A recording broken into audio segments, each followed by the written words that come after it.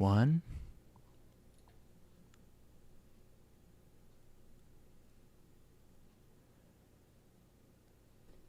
Hello, Ethan. Greetings. Salutations, my This is friend. a bit unusual doing a cold open today, but Mm-hmm. this time it's not for Sullen. We are not grieving today. We are celebrating Oh, are we ever? a bountiful. We have this is a this is what I would call a feast. This is sometimes we have a very special episode of the This show. is a very special episode. Yes. I'm going to bring this up here so I can watch this with you. Because I want to, Okay, sure. Yeah. I'm not going to beat around the bush. We're not going to bury the lead here. Okay. No fucking bullshit. I'm standing here looking at 000 in my YouTube video. And I'm going to tell you, you're going to tell me when to start, and I will watch this video with you. Okay. So I've seen this video. So you have, I believe you've seen it. There is, you've told me, a new trailer for the Zack Snyder edited version of Valentine's Day release Justice on this trailer. League. And yes, it is technically still Valentine's Day here. It is a love letter. So it's a love letter to cinema. And no, it's a love letter to you, I think. okay, I think I think it's explicitly a love letter to you, my friend. Well, I'm very excited then. Yeah, you told me not to watch this until we were recording. You were I would say adamant, almost kind of manic. That's a word. Yeah. So I guess this is me reacting. I hope I didn't blow your expectations, but we'll see. That first trailer was pretty wild. I don't know, man. Okay. But yeah, we'll see. You're gonna watch the whole trailer all the way through, okay? All right. Yeah, this isn't. Tell me when, buddy. I feel like the first trailer was like 5 minutes or something. This one's only 2.5. It's great. This restraint. He's learning restraint, everyone. All right. So I have to press play on 2 different video players here, but yeah, this is the Justice League. Uh-oh. Now my cat's here. I hope she just wants to lie down. Yeah, she does. Meow. Kitty. Yeah, I am going to press play on this trailer, and that it should be visible on the stream. We're just gonna watch this sucker, see what's. Give me a countdown. Give me a countdown, buddy. Okay, I'm gonna give you a countdown. Okay. Count. I'm gonna give you a tamp down. I'm gonna press play. Tamp me up. I'm gonna. I'm about to Snyder. I don't know. 3, 2, 1, play.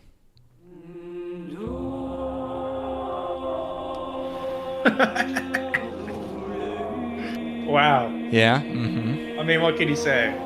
This is. Yeah. It's. The bell's been rung. Is this Dark Souls? I'm in the dark. Among the stars. The god is dead. Okay, wearing Superman, I believe. I had a dream, I like his steampunk goggles. almost like a premonition. I think there's an attack coming. My lord, this world will fall. What, World War IV? What do you say? I need warriors. This word won't fall. I'm building an alliance to defend ourselves. How do you know your team's strong enough? If you can't bring down the charging bull, then don't wave the red cape at it. Oh, red cape. Yeah, that's funny. Oh no, We're the sent here for a photo. reason. And even if it takes you the rest of your life, find out what that reason is.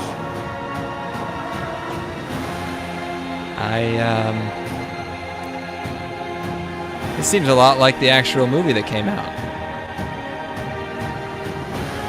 Hang in there. He said the age of heroes would never come again.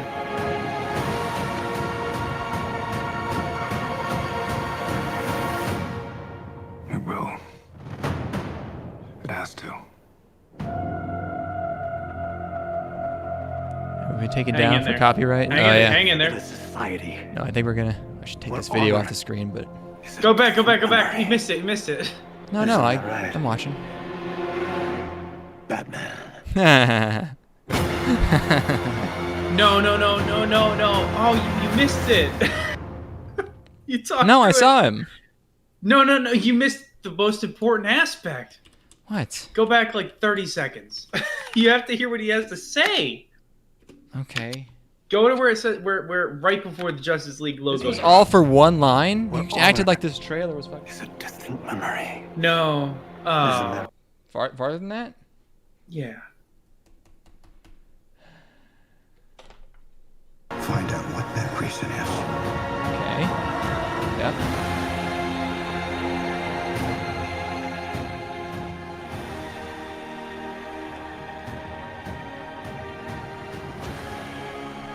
They said the age of heroes would never come again.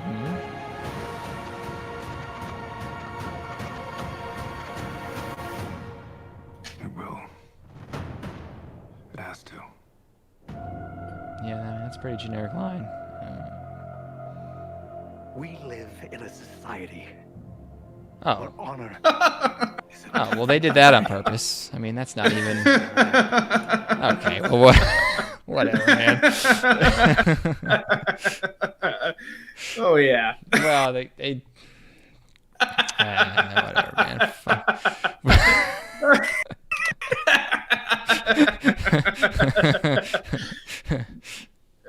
They did it. Yeah, they just did it. Yeah. They did it. Okay. We made it, guys. Have we been taken down yet? No, I guess not. Okay. We made it. Finally, it's recognized. Finally? Finally, I it's feel recognized. like, I mean, it's just like, I don't feel like that's that impressive. I mean, how long was Nintendo making My Body Is Ready jokes? This isn't a joke, though. This is an acknowledgement of our cause. This is a recognition of the truth that we live with every single day. Wait, I've internalized this fact. Oh, okay. Wait.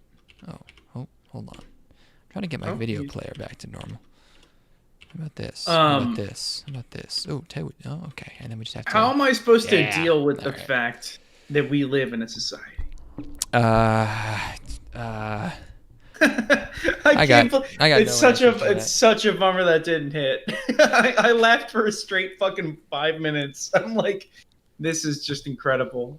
That's the least crazy thing I've seen today. No, you really blew that one. I gotta. I think you blew it. I think you. Oh, come on. You didn't treat it with the respect that it deserved. Oh my God, a movie used a meme. Wow. I know what that is. I've heard that. I've seen it on the internet. I've seen the pictures. I just don't think you understand. Pictures. You don't understand the gravity of the first trailer was way better because it was like fucking. I felt like I was on PCP. That was just like generic. That could have been a trailer for the first movie until he said that. Like I recognized a lot of those scenes from that. Now, what do you think they meant by this? They're like, hey, we made a joke. Remember, this joke? Is it a joke though? I don't know. Because I'm not laughing.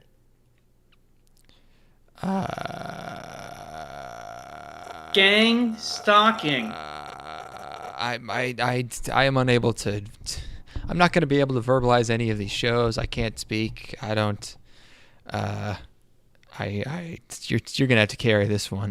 Look, if this was the first episode of the season impressions, that would have hit hard. This is the third episode, though. This is the finale of our season impressions, which means that we're running on fumes. This is like latter day material by the Rolling Stones. It's like, I can't believe it's impressive that they're still out there on stage at this age. They look like walking corpses, but we really just want to hear the hits, So, I don't really know what you're talking about, but what I will say is, Jared Leto. It'd be funny if he, if if he just said that line, like thinking like, that'll be a funny blooper, and then Zack Snyder just didn't know, and he's just like, that's a really good. We'll keep that in. I just then put, again, like, didn't they film that like 4 years ago? No, they reshot a bunch of stuff. They filmed a bunch of new stuff. And like, what do you think? How do you think he jumped everybody back into being ready to shoot? Because when they shot the first, or was that on the Suicide Squad where he sent condoms to everybody or whatever? He was doing prank. He was a merry prankster, the Joker. Oh, I'm the Ace of Knaves. I'm the Ace of Knives. Knaves. I wonder what he did to really. It's like, it's been a few years, guys, and everyone's like, "Oh my God, what is he going to do this time?" And this time he just makes gamer jokes. He just makes we live in a society jokes. We live in a society. I had some good bit planned about Zack Snyder's daughter like coming back and like with a scythe and like chopping my head off. I don't remember what the premise was. I don't know. It was pretty funny. Let me get a look at. It was dark Zack but funny. He's goth. Zack Snyder's. She must have been goth, dude. She fucking. She went. Autumn she Snyder. went all the Which way. one died? Autumn Snyder died. Okay. Autumn sounds like a goth girl who would kill herself. Yeah. Oh. This is quite sad. Maybe there actually don't think there are jokes here. I was looking at it. And I'm like, maybe there's some goofs, but no. I think it's been long enough. I think we could start, pointing out that. No, I don't remember what I had a funny. Okay, here. Okay, let's get this back on track. I do have a funny bit. Okay. Okay. I was making myself cry, laughing last night, thinking about, Bad Dragon, right? Of course. Oh yeah. Oh. I was like fucking like just in tears. I was in absolute tears imagining making the fleshlight equivalent of Bad Dragon, but it's like 3 feet long and just calling it horse pussy.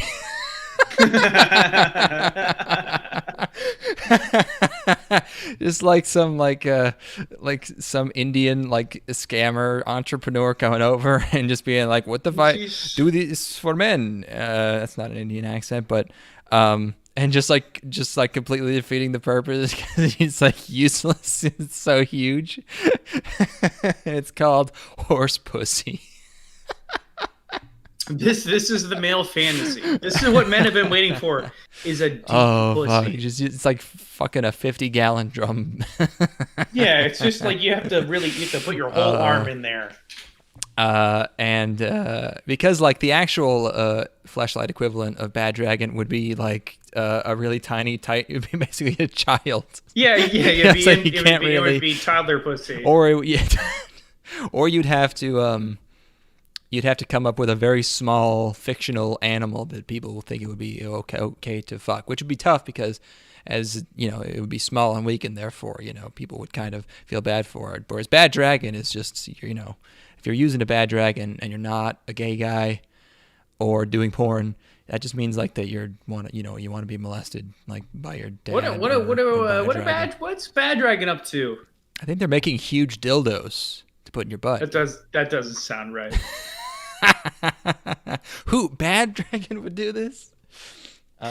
Wait, they're Christian or okay? Let's see. No, I don't think Christians. You're not allowed to have dragons in Christianity. I mean, unless you're like, I think Lutherans let that. Or slaying them. Peter killed a dragon. Was it Peter or no? Not Peter. It was George, St. George, right? No. They have a day dedicated to him. He slayed a dragon. I'm looking at these dildos right now. One of these is just like a normal penis. I don't. Yeah, no, they go up to extra large. British holiday dragon. I finished Legend of Saint George and the Dragon. Yeah, no, he was George the Dragon. Peter just like wrote a bunch of stuff and then he got hanged or he got crucified upside down. Pretty metal. It was super cool. Yeah. He was like, I'm not going out the way my boy did. You got to put me upside down. Yeah, that'd be pretty metal. Yeah, it's like so you can hang me all you want. Just make sure. Mm-hmm. I don't want to sacrilege. I finished the original run of Naruto. I've been Great, watching great. with a friend who had never seen it before, and I Not have to not say, Shippuden, just Naruto. oh yeah, OG Naruto. Shippuden's Mm-hmm. about to start, but We're getting into. yeah, like June of this year, after a little wait, we're gonna start watching Shippuden, and I have to say, some of these fights are dramatically different when you're not seeing them as montages with Linkin Park songs over them. I'm Oh, pretty is that sure how I had you absorbed only the original series? I watched it on Toonami, but I feel like the majority of my Toonami. viewing of Naruto happened when I was like 12 on Well, YouTube, duh, yeah. and it was all like it's like in the end Linkin Park Naruto Sasuke fight. That's how I saw most of that, I'd say.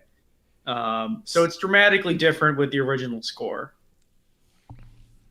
Right, right, right. Still So pretty impressive though. That's a pretty good fight. nice. Yeah, when there are fights in that show, I bet it's pretty good. Yeah, they happen like once every 5 episodes for a bit. Yeah, one day I hope they release. There's probably an edit. I'd like to watch like Dragon Ball Kai, but they use the original score, which I actually prefer the American score. Dragon Ball Z's original score is like very 90s, like shonen, like it's just I've heard this. It's just shrill trumpets, like and it's very cheesy. That's fine in its own way, but the other soundtrack fucking rocks. It's just like menacing synths and just. This is the opinion that I've heard from my friends who enjoy Dragon Ball. Is they're like Dragon Ball Kai, Dragon Ball Z Kai, but with the that new music and with the driving episode and some of the better fillers. Yeah. The bad man outfit. I will make Naruto Kai for you if you give me get some $5,000. Yeah. Give me $5,000. Well, you also have to license Naruto. Someone has already licensed. Like, there's no. Whoever owns Naruto right now, Disney XD who the fuck or hasn't whatever, made Naruto Kai? That's crazy. Give me $5,000, and I will tell you exactly where to edit, exactly what to cut, and exactly which tracks to use to fill in that space. I got you. I'll do it. $5,000. I'll have it in a month. Like it's so obvious. Like, dude, there's this series of episodes where the Hokage is in a fight with Orochimaru, which makes a lot of sense to people who have seen Naruto, and I get it. where it is. There's a really cool fight happening with Naruto and Naruto and Gaara, and then in the meantime, the Hokage is fighting Orochimaru, and they recycled the exact same intro to every single episode for 5 episodes in a row, where it's like the Hokage is impaled with a sword. There's a monkey who's trying to pull the sword out of him. Orochimaru is gloating, and I'm like, man, we could easily. This is a solid 20 minutes, maybe even 30 minutes of runtime that we could cut out, saving everybody's lives here. Yeah. Because it's like the stuff in Naruto that's good is fucking amazing, but boy, does it drag when it's not ripping along. Anyway, what are we talking about? We're talking about real anime. Yes. The other thing that was making me laugh really hard is, but this might not land. It depends. Are you familiar with the SCP Foundation? Of course, yeah. Okay, so you know SCP. Yeah. And you've read you get their the style of those entries in the Yeah. It's like a fictional organization that is. It's like, oh, we took in a new subject today, and this is the breakdown. Yeah, it's like microfiction about oddities, and some of them range from it's they're written as sort of scientific papers, very in a very if done right in a very neutral tone as something somebody's studying a scientific subject, and there's thousands of these articles, and I never really most of them are not very good, but I liked the. Sometimes they hit. I liked the. It's a fun project. It's a good idea. I'm glad that I was glad it exists. I think they had an event recently where they inevitably had to have a purge where they got rid of all the people who were like, I think people should be able to write, whatever they want. And they were like, no, it's every new SCP is going to be like a bodega that eats cops, or, one is just Trump, and it's like subject seems to have originated in Russia. And it's like, okay, this sucks now. But anyways, I was thinking about SCP, and I was thinking about like setting, like if setting some kind of alert if their domain name ever expires, and picking it up and turning it into like very similar thing, but instead of secure, contain, protect, it's the Scary Child Pornography Foundation. And it's the exact same type of article, but it's just describing like an MP4, and it's like, this one is this is it would be written the same way, where it's like, at first glance the subject appears to be a 14 megabyte MP4 file encoded in XVID, originating in 2003. When played, it appears to be a 10-year-old Malaysian boy sucking on the penis of a fat British man. However, if played on a Sunday, the watcher of the video is overcome with an immense sense of dread, followed by a period of unconsciousness, and just like doing that, just like. Oh yes, very nice, very nice. I thought that. That's a good bit. Yeah, good that bit. would be a good scary child pornography. Just describing child pornography, but then it also has a spooky thing like, you can only watch it. It only appears on something. I can see. Only people who have seen someone die can watch this one. I was thinking. This is completely unrelated. I was thinking about how jaded.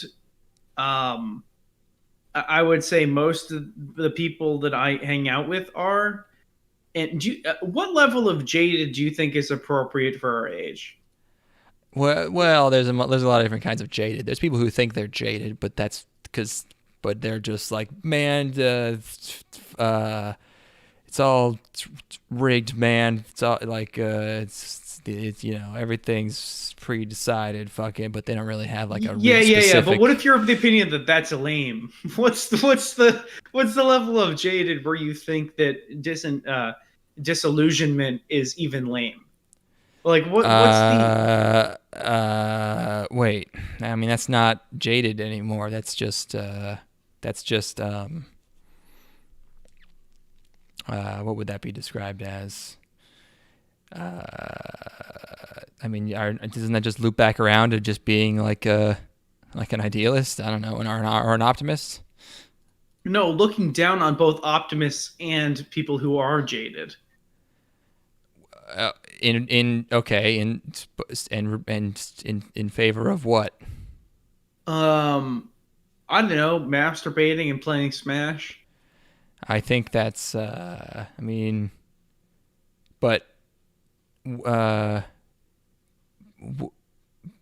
that's okay. So you're jaded about being jaded, and you're asking if that's jaded. I don't. This is running me for a loop. Yeah, I don't know. I think that's just nihilism or something. I don't know. Hell yeah. Okay. Yeah. No. I don't know. I just don't really feel compelled to do anything. You're making movies. What are you talking about? Yeah. I love the confidence. Well, no, that's easy. Is the thing. It's like making a reasonably competent movie is easy, but like, I'm so. I think you're Joker mode, dude. This sounds like your Joker mode right now. Oh shit! I took the Joker pill. I think you just took the Joker pill. I think we're back. I think you're back to being Joker pilled. I think I may live in a society right now. I think you're living in a fucking society, and you realize it. And it's fucking. And it's freaking your gourd. Yeah, it's freaking my bean for sure. Yeah, I just I don't know. I'm just. I think this is obviously something we've talked about for the past year. Is like, I'm just so over being stuck in my apartment and not being able to like meet new people. And then when I do meet new people, I just don't. It's like impossible for me to be remotely interested in anything that's going on with them. It's just like they have their lives and they're doing things and they have interests, and I just simply cannot care at all. Yeah, no, I think the way to approach that is that you don't have to care, but you like what I try to do is I try to appreciate that whatever they're doing is interesting them and making them happy.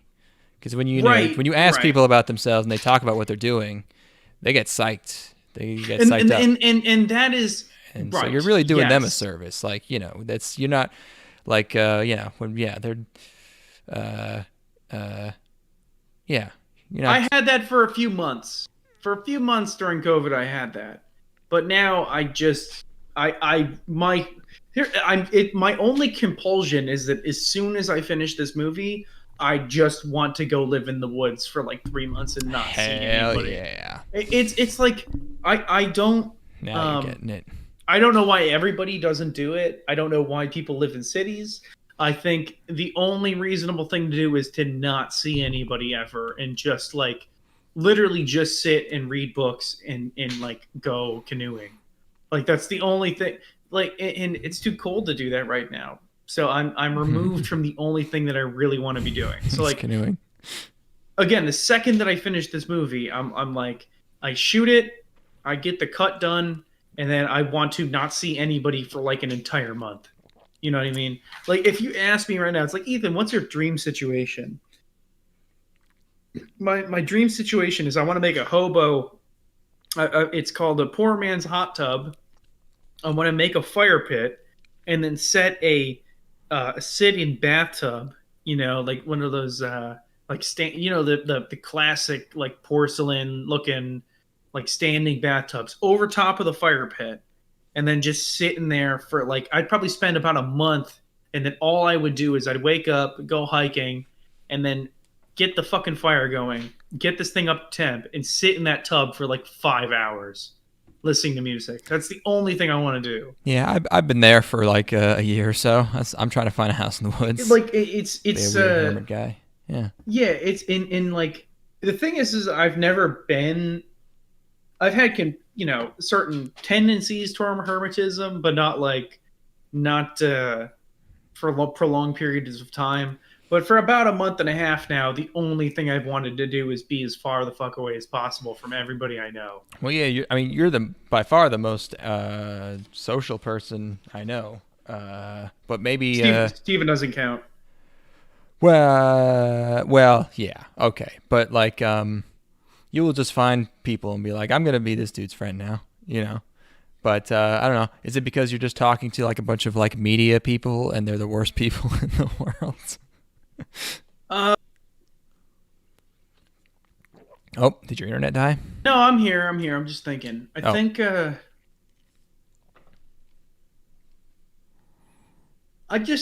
I think that everybody, including myself, is dumber than I thought.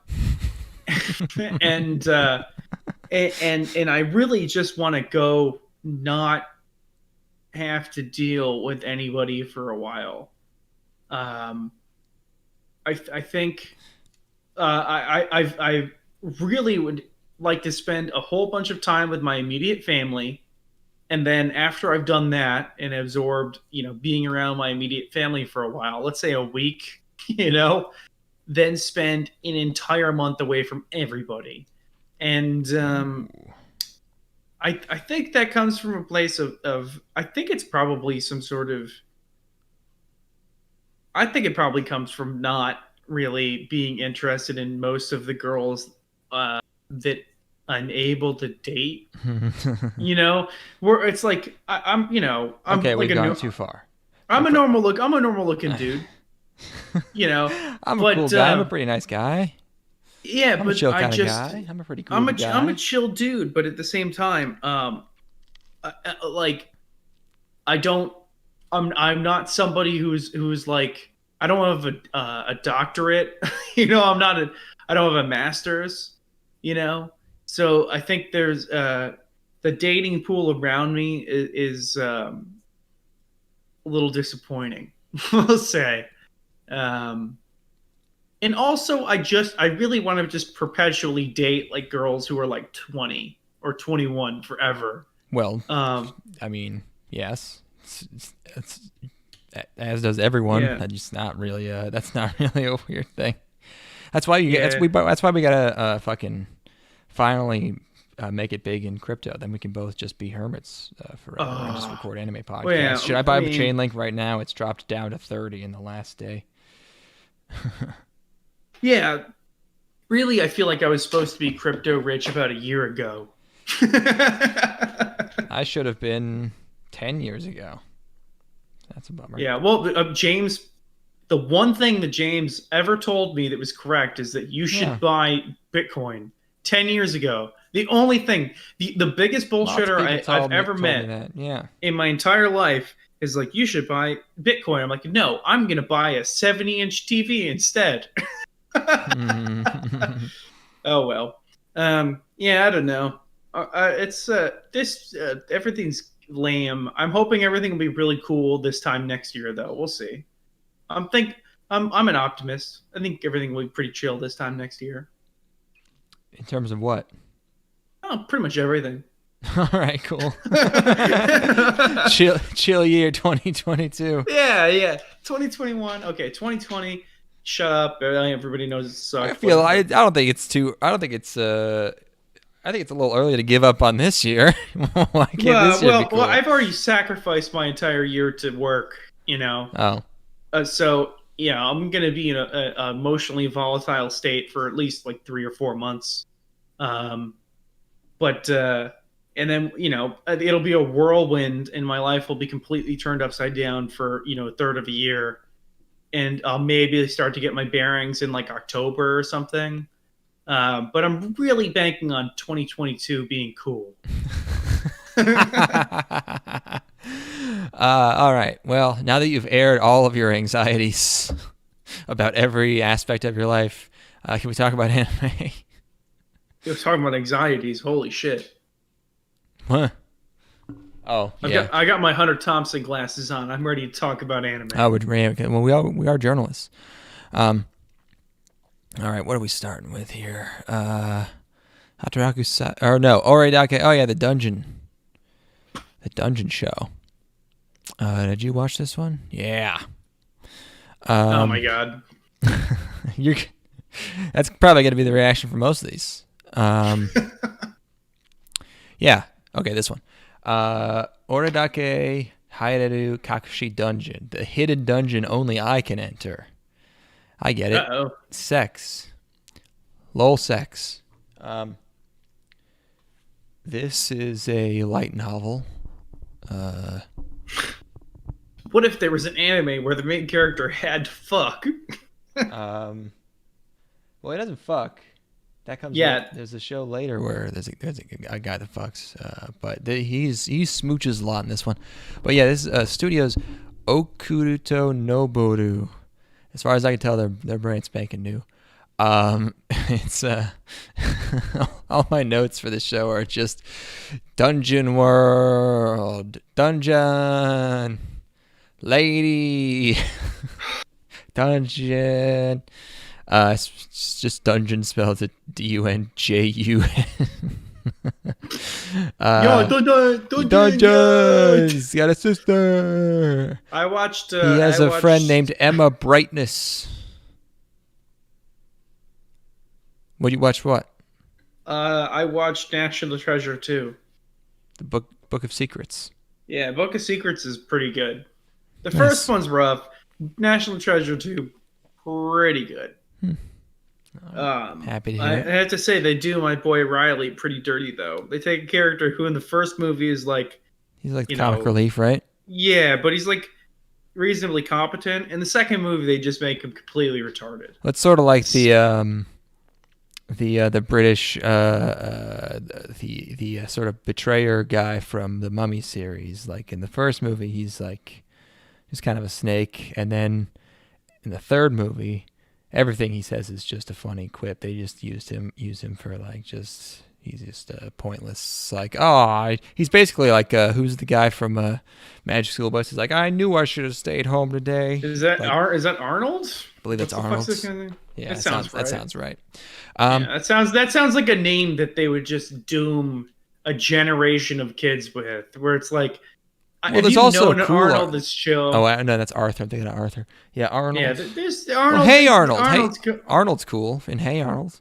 Yeah, he's ethnic, what? He's cool with the ethnic kids in Arnold. Yeah, no, he's the white kid that hangs out that everyone thinks is cool. Yeah, like he hangs out with the Korean girl and the black kid, you know? Yeah, he's the Everyman's Honkey. Damn, Everyman's Honkey? Solid. Yeah, that's why I have to write it down. Hold on. So this is a whole world of dungeons. Our guy, he can tell the future, but it hurts too much, and the only way to cure the pain is to smooch. Wow. And he does make out with his big boob childhood friend, real kiss. It's just some serious making out in this show. And then he meets he's in a dungeon because now he can tell the future because he has a smooch buddy, and he comes across an imprisoned woman named Olivia Servant. And my man just wandered into this Skyrim cave and got admin privileges. She just gives him the power to. He already has the power to tell the future, which is basically like, unbeatable. And now also pretty serious power. And then she gives him the power to she gives him like the genie. She gives him the wish for infinite wishes. Cheat engine. Yeah, she gives him cheat engine. She gives him Nexus mod manager is the hex editor. He can just do fucking whatever, and then he still goes to school. Like I was so pissed off. And it's basically I think Satan wrote this show. Like he has to feel good to replenish his mana. So he's basically got to have sex to survive. Which I can relate to. So he's and then he wakes up at home and he's already hitting on like his sister and getting like utility points for sitting on her lap or whatever. My sister is so sweet that I'm able to use my powers even gooder because I want to fuck her. Mm-hmm. I don't know. Well, no, just comfort, any feel good feelings, eating, that kind of thing. But I felt like this childhood friend was gonna die because she shows up in every scene and she's just like too nice and she just like lets him smooch. She's got huge hawkers. Yeah, or I thought we were at least going to encounter some sort of awkward situation where like there's another girl he has to kiss for a different power thing. That's going to happen, but yeah, it didn't happen in this episode. Yeah. What? I thought I was the only one that you were smooching with. I don't mean anything by it though, and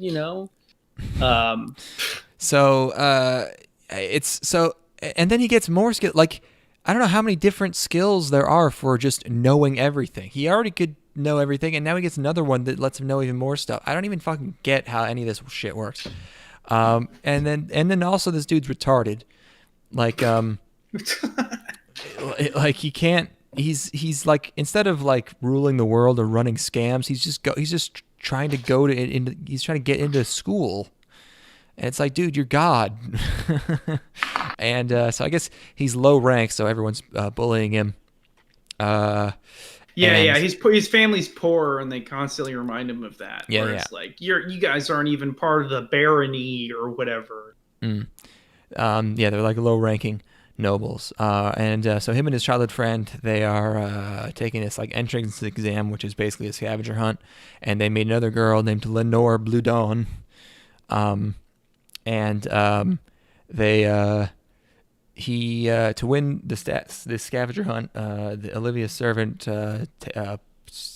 directs him to this like skull demon guy who is way stronger than him, and he figures that the LP, which is just MP. I don't know what the LP stands for. Well, the LP is his life points. Right. So they divorced the traditional magic system, and it's like you have to use sacrifice your your health, which you can easily replenish by fondling your sister. I think that's a mechanic in Bloodborne. Well, except for the sister part. Maybe they'll add that in the name. Not so cool anymore. Maybe in Elden Ring they'll have that if what's his name's on board. Anyways, so he analyzes it and it says LP needed to defeat 4,000. He doesn't have that, so he's like, but I have to do it anyways, and so he beats it with 100. So I feel like it's not really following its own rules there. But then they won by a lot because that was apparently a very, very rare thing. The only thing I if I were forced to praise this show for something is that it creates a good amount of disparity in power levels. Like they win the contest by like 100,000 points because this thing is so much crazier than anything anyone else brought in. And but it's so dumb. This dude's worried about money. Yeah, I like. Yeah. Just give yourself the power of having unlimited money. Unlimited power, and he's just like, how am I going to get money to pay for fucking whatever? Every day we stray further from Code Geass's light. Why are we? We're in such a decline of protagonism. Well, why are our characters so dumb? It's like even like Light Yagami. Even Light Yagami's like, what if I just use this power to make people kill themselves in ways that was beneficial to me? It's like the most obvious, you know. Yeah. No, he's like, I need to use my powers to be a normal high school boy. Yeah, well, they're just trying to rein them in. Those Japanese have gotten really unruly recently, so they need to make sure that their heroes are doing the best thing they can for society. The extra most retarded thing is that she complains about the size of her tits, so he makes them smaller, thinking like, I helped. Yeah, I like that scene because it just emphasizes how dumb this main character is. Literally maximum dumb. Yeah, no, it's yeah. It made me angry. I didn't like it. It's like the opposite of like a slime show or like you know, where they shows where they have to figure out, it's like the Shield show where it's like you need to figure out how to use this shitty power and make it broken. Instead, he has a broken power and makes it shitty. Yeah. Which is not as entertaining as it turns out. Shitty fucking garbage bullshit. That was the first one. Okay, next one's Hataraku Saibo Black. Yes. This is a spin-off of Hataraku Saibo. Sales at Work. I think the point of this, I understood before going in that the point of this one is that it's more gross. So manga, Leiden Films. I'll be honest, I was hoping for AIDS. I thought the stakes would be real high. No, it's. But yeah, it's basically a spinoff where the body in this one is me. I don't remember what Hataraku Saibo was like. This is like 25 to 50% darker, and it is the exact same show. No, this one I don't think Hataraku Saibo was dark really at all. I mean, they had the bacteria who were like the villains, but I don't think there weren't any, like no one was miserable. This is just like an alternate universe where like the body sucks and every character is pissed all the time. And yeah, like I just hate this conceit. I fucking hate I didn't even like the idea behind Hataraku Saibo at all. Well, yeah, it's like whatever. It's just a super lame concept, which sounds like an issue with me more so. Like, if I could get over the concept, maybe I could enjoy the show, but I just refuse to.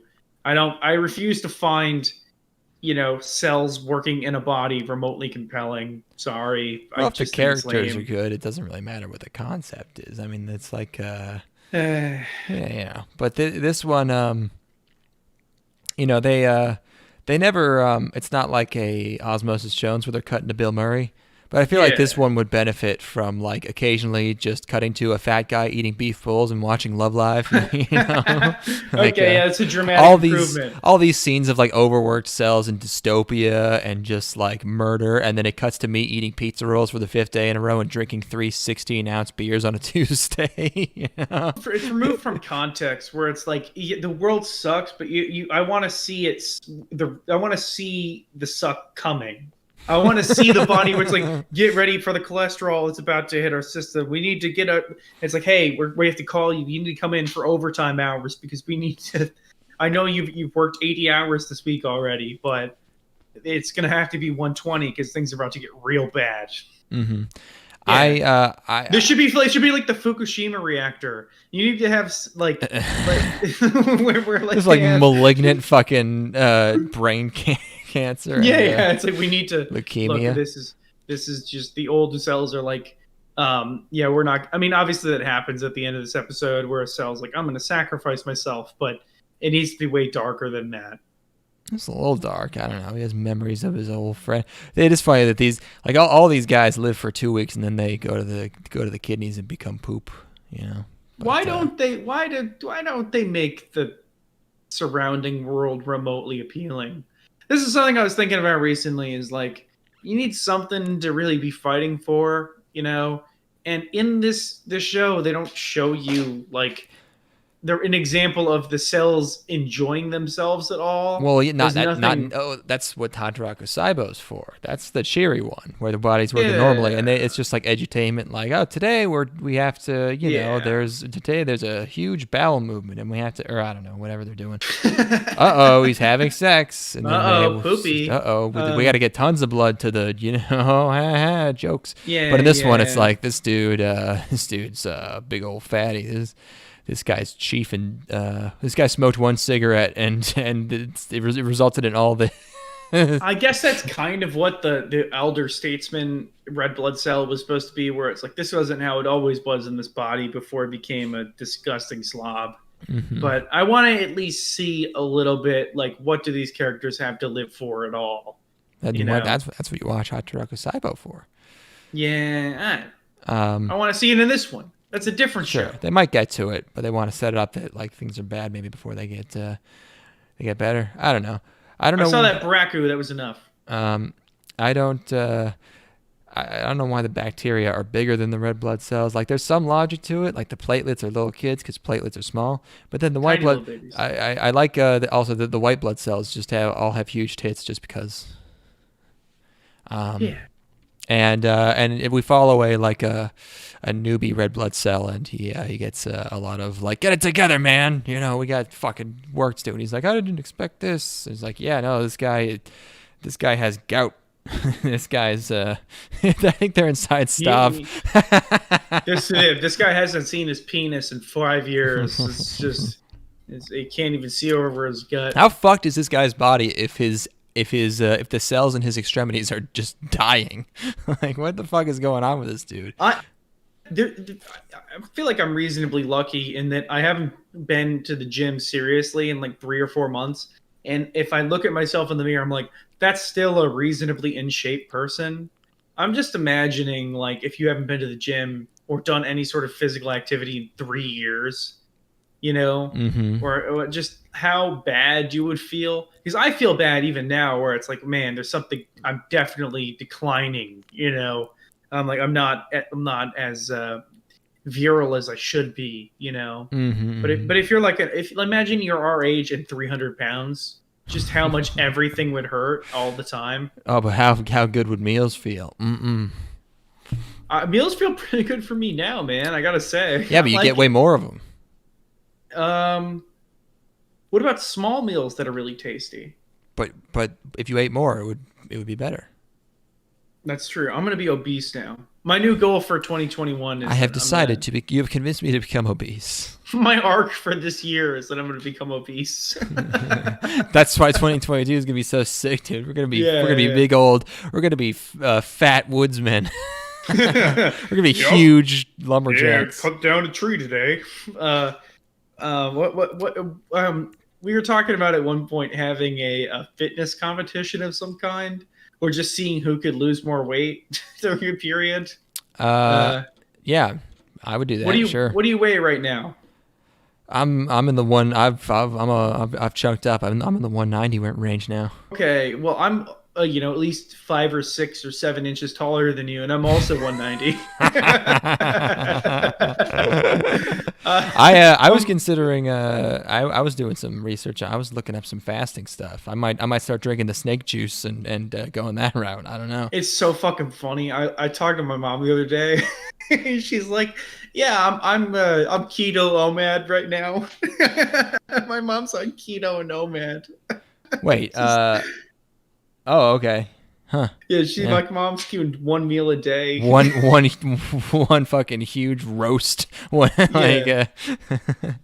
pretty fucking sweet. Yeah, that's rad. She's gonna live forever. Yeah, no, my mom's gonna be 110 at least. Yeah. But the only way to die in my family is to go to war or smoke cigarettes. So I'm looking okay.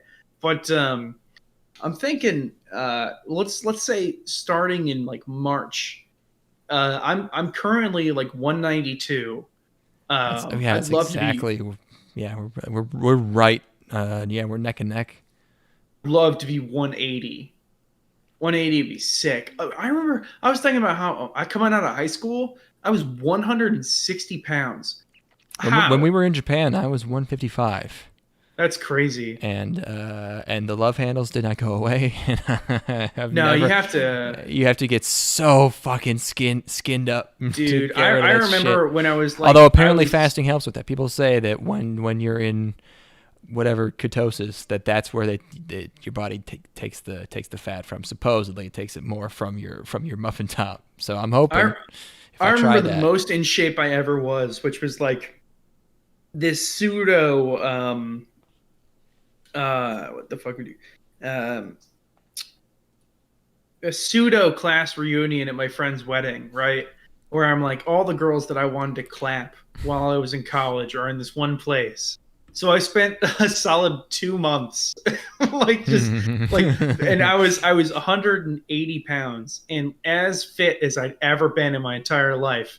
And I'm like, I look in the mirror and I'm like, I cannot fucking believe that these handles are still here. Yeah, it's just got to be a European curse, at a certain point where it's like our bodies are not meant, like our bodies are anticipating winter coming at any point, It could be, like, I think lean season is coming. My last resort will be if I try, fasting, and if that doesn't work, I'm giving up. I'm just gonna have the hands. It's just not. I mean, I've like had I've had fucking cannonball shoulders. I've had like the Dorito shape, and the fucking handles are always there. There's nothing I can do. The outfit I wore to this wedding was a slim fitting turtleneck. I went in a slim fitting turtleneck. And even then, it was like, I was like, wow, you look great. And I look in the mirror, and the only thing I say is, I'm like, I still have these fucking handles. I'd have to get to like 170 of pure muscle if I had any sort of shot, So 180 is the goal. Let's start in March. All right. Yeah, let's do it. 22. Wait, March is soon. Hold on. Okay. Yeah, hold on. Yeah, 3 weeks? That is exactly 2 weeks from now. Yeah, so, February. Yeah, so like, we'll... I'm at we're both at 192. The goal is 180. We have to lose 12 pounds. In how long? Whoever can do it faster. But okay, well, I mean, there's it's easy to, is it anything goes? Because obviously, on weigh-in day, we're gonna dehydrate ourselves for like 3 days beforehand. Yeah. If you want to win that. Let's aim for the end of May. You want to take 3 months to lose 10 pounds? 12 pounds. What? March, April, May. Okay, yeah, no, you're right. Dude, when I was losing weight, I was losing 1.5 pounds to 2 pounds a week. It was easy. Okay, well, I live in Texas. Oh yeah, you're Grubhubbing. You have to understand is that I literally just eat free barbecue now. because my friend does. I food can survive blogging. purely off of completely lean center cut pork chops and white rice. Yeah, no. Here's And the thing: like is I can eat 1,600 calories a day of all protein. yeah, my And friend just gets sent free cookies in the mail. she gets she's a food blogger, so they'll just send you her have free to resist. food. That's, I mean, yeah. You have to just be like, no, I will not. I will not eat it. The free candy in the office, I will not eat it. I lost fucking. What did I do? I lost 30 pounds in 6 I ate months. 3 charcuterie boards in a week. You literally Anyway. ate the boards. You ate the. You Yeah, consumed all the wood. boards. Yummy. Chopped We them. gotta move on. We gotta move on. Yeah, we'll plan this more later. Yeah. We'll get it figured out. So starting March, that's the start date. We gotta move on because we have a lot of stuff to. Okay, Hataraku Saibo was not as needless as I was expecting, but I'm still not really into it. This is where it starts getting crazy. Whereas yes, Horiyama. Yeah. Okay. This is where you really need to start guiding my hips because Jesus. Why? I'm pretty sure I just dissociated for like 3 shows. Oh, okay. All right. Fair. But yeah, Shoujo.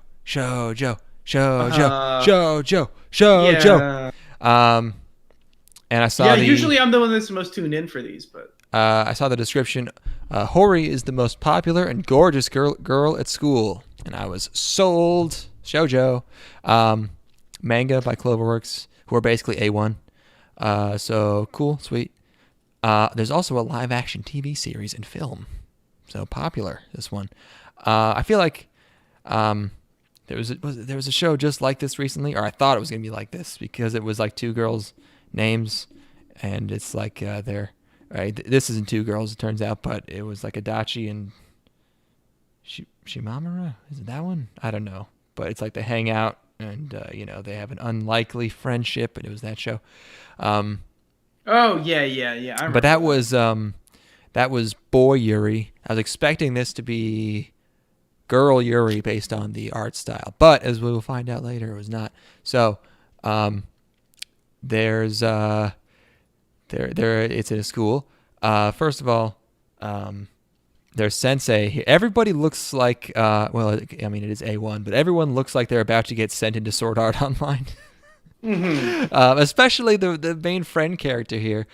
Her every time she was on screen, like her character design, is so wild because she. I mean, a lot of the kids in this very unassuming high school look like this, but she more than anyone looks like she is about to like whip out a katana and tell you that you still have a long way to go, kid. Like she has this hairdo, and she's very cool looking. I don't know why. She's probably gonna be a love interest for the other guy who gets rejected later in the episode. Anyways, teacher rules, but there's the popular girl who's the main character, and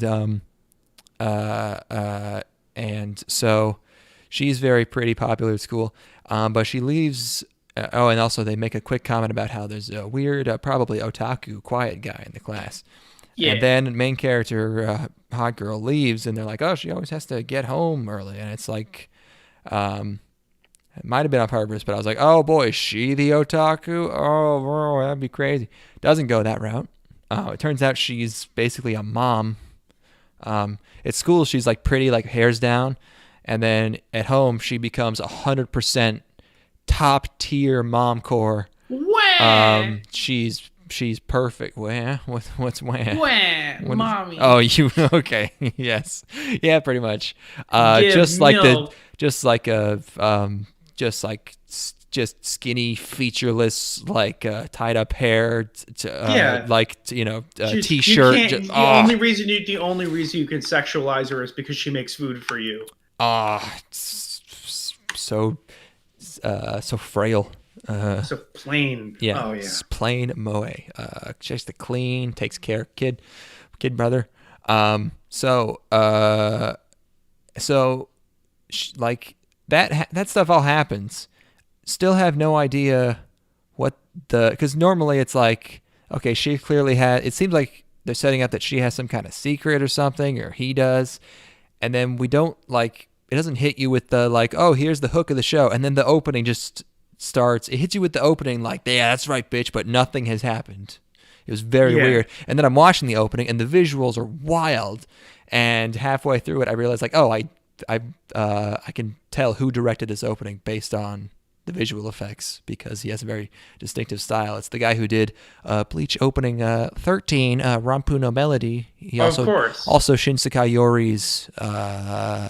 No, it didn't have an opening. The ending, Shinsekai Yori, and he directed Shinsekai Yori. And he also directed this show. Normally, they get him.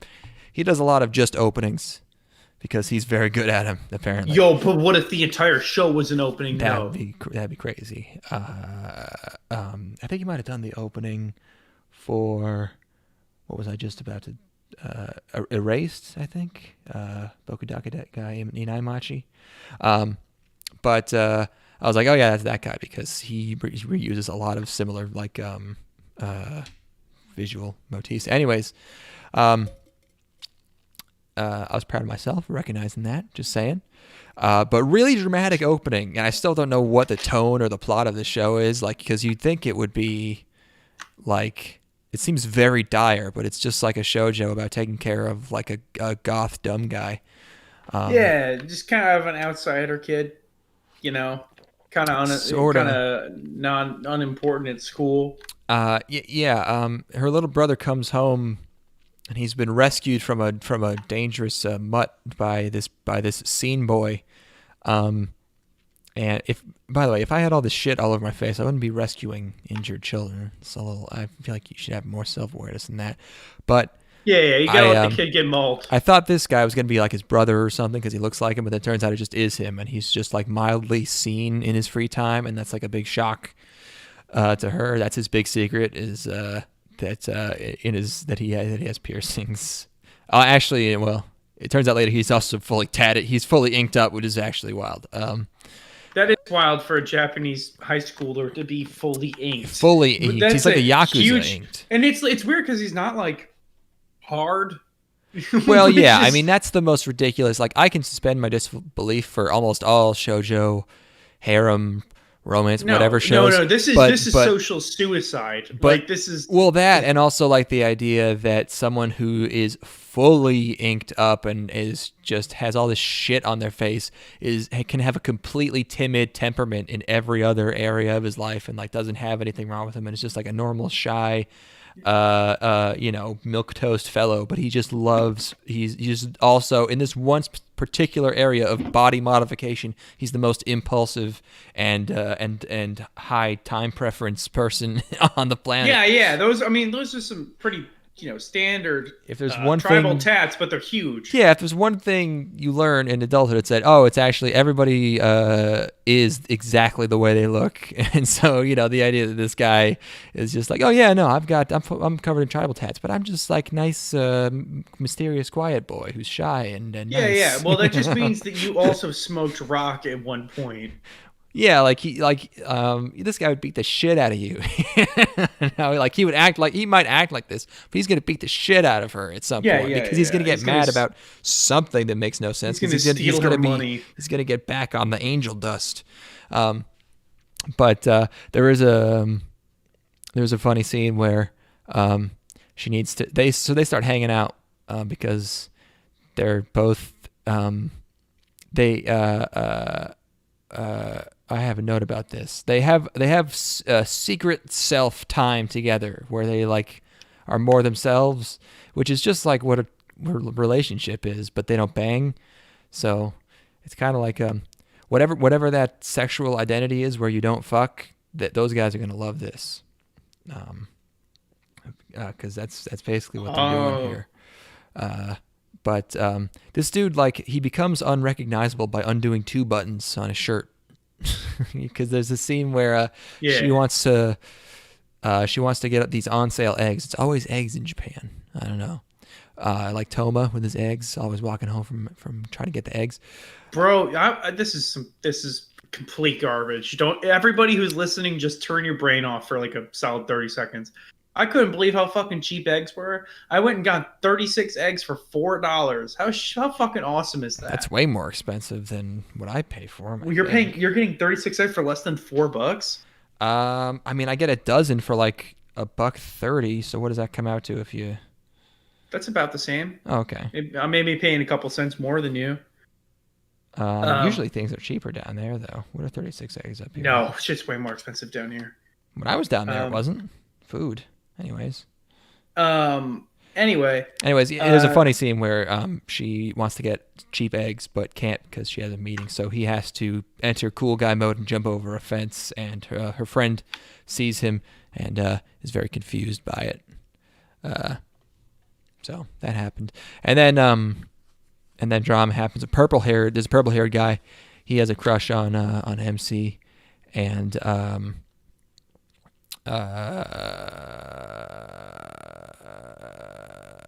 are my notes about any of this? I don't know. They got drama with the purple hair guy is into her, and they're at the scene guys like, we're just friends. It's whatever. Oh yeah, and scene guy lets him in on. It's like, oh yeah, by the way, I'm tatted up, and he's like, yeah, no, you can ask her out. It's fine.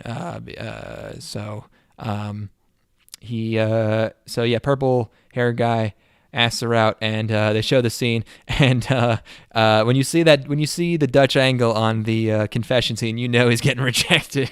For just the first second, it's so fucking funny where you see him talking to her in like the sunset, you know, the images orange, immediately before a great tragedy. The orange Dutch angle, the orange bathed classroom, and he's confronting her, and it's down just the like hallway, it's Dutch like angle. It's not even 45 degrees, it's like 60 degrees, and it's like, oh, he's fucked. Yeah. So yeah, she's mad at scene guy for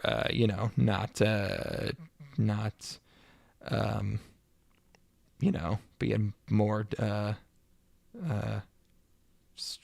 defense, whatever. Yeah. So on that's some bitch shit. That's what happens there. So they're gonna keep hanging out. I don't know.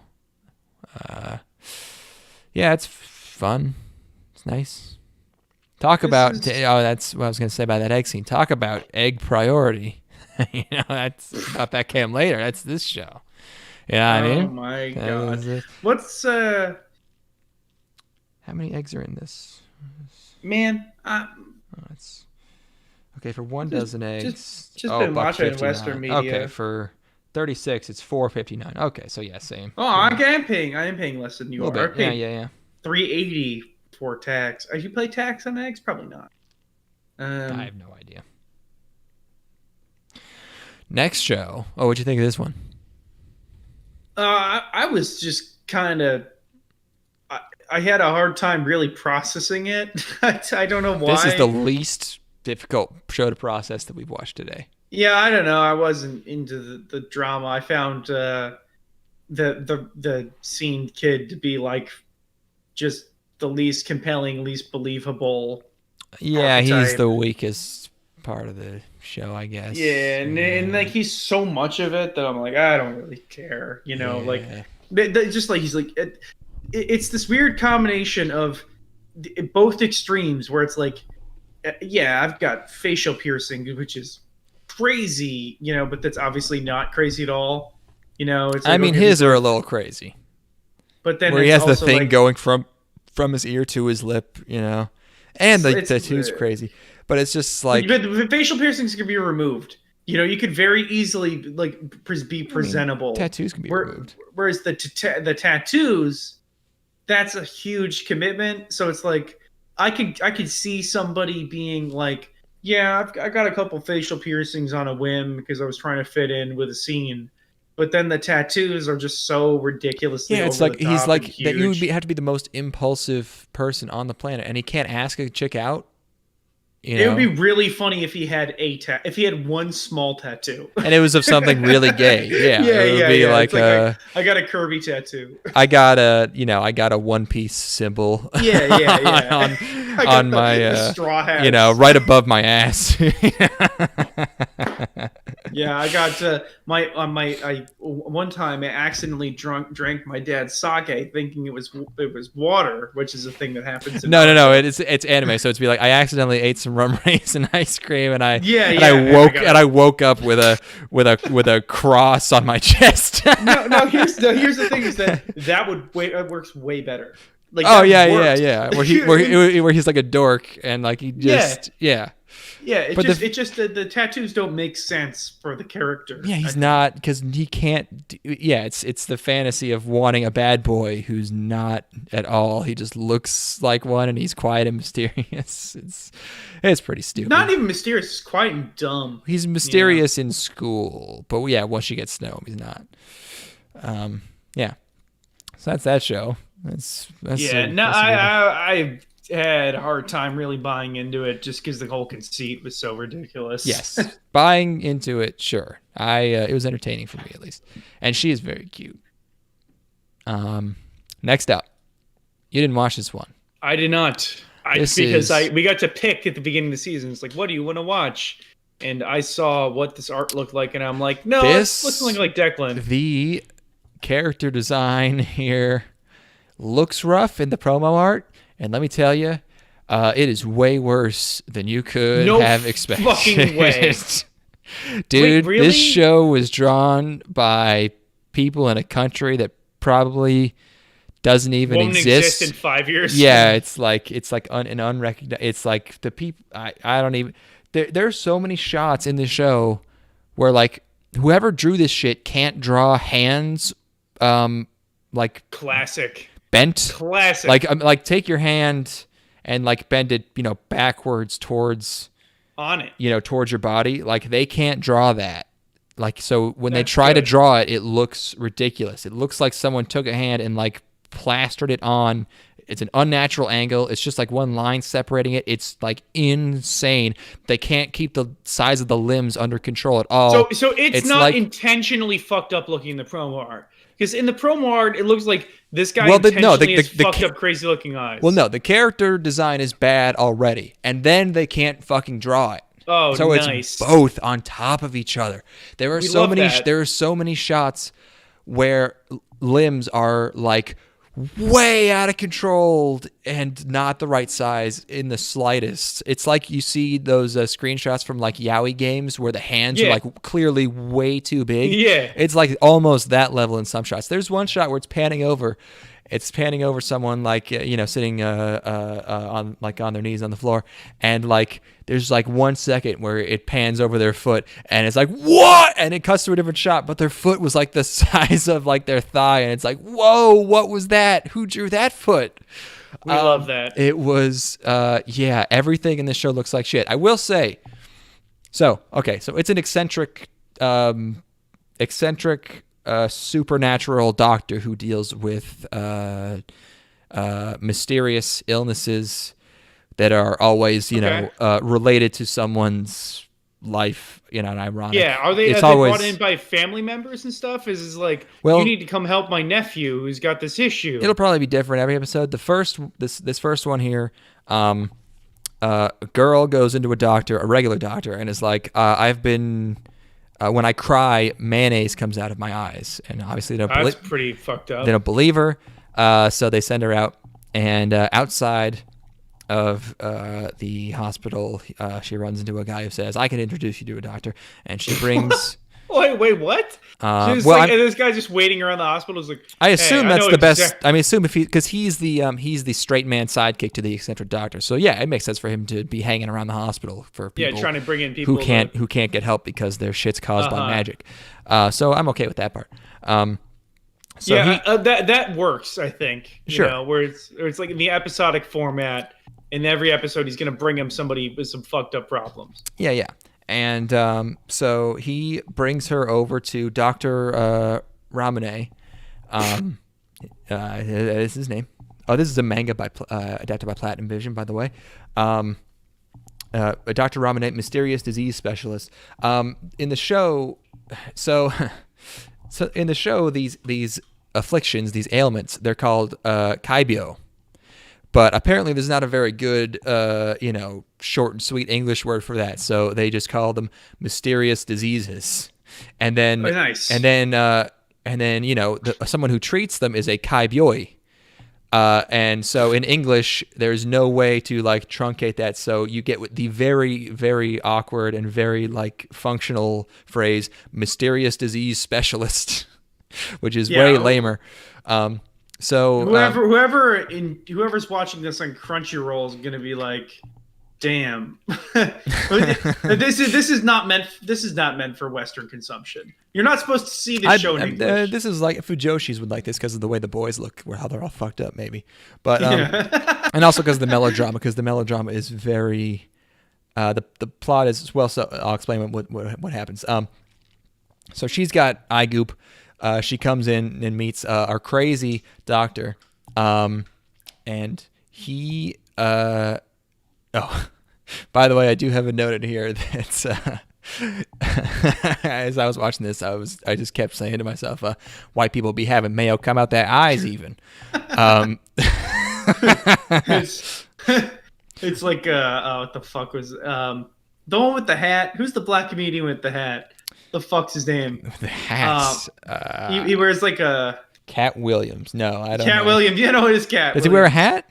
Yeah, he wears a hat sometimes. Oh, okay. White people, he's got silly hair. He's got silly straightened hair. Sometimes he wears a hat. Cat Williams is. Oh yeah, he wears his like a top hat, or not even almost a. I don't know what kind of hat. I guess it's kind of a fedora. Cat Williams is fucking hilarious. Yeah, but yeah, white people be having mayo come out their eyes. Yeah, that's good. that's not good enough for he's funnier than that. Yeah. Well, he would take that and spin it into gold. Oh yeah, he could work with that. And then there's the opening is ska. Hell yeah. Nice. And so we meet our doctor. He's like did I get a screenshot of him? Not really. Shit. He's like a blonde, like heroin chic, skinny dude, nice. And he's got like a robe on, like a sleeveless robe, and I hate the way he looks. And you're gonna hate the way he looks. I guarantee it. And I do like that he cures people, but also he laughs very hard at their suffering. You know, he's like a what? He thinks it's funny. Twisted? Well, he's yeah, you know, he's a jokester. He's gonna heal you, but he's gonna mess with you a little bit. He's a goofball. Does he get serious at any point, or is he always goofy? Yes, no. When it's time to actually fix shit, he gets serious. He gets into serious mode. We get some close-ups of his face. Yeah, well, when he's confronting the person who's actually responsible for the illness, that's when it's like, you know, he's like punished. I see. You will, he renders judgment upon them, but yeah, he's a mirthful healer, and so he hears about her problem, and there's some good jokes in the first part of this episode. It's kind of front loaded with them, but there's a really good gag where you know, it's like he needs to see her disease happen. So he's like, well, I guess I'll have to put on a really sad movie to make you cry. And then it cuts to all of them watching it, and he's the only one crying. That's a good bit. That's good. That's a funny bit. But then it turns out the girl in the movie who's crying is actually the girl with the disease, and she's a child actress. And she's a child actress who's famous for crying, which that's a great idea to have. That won't cause any problems.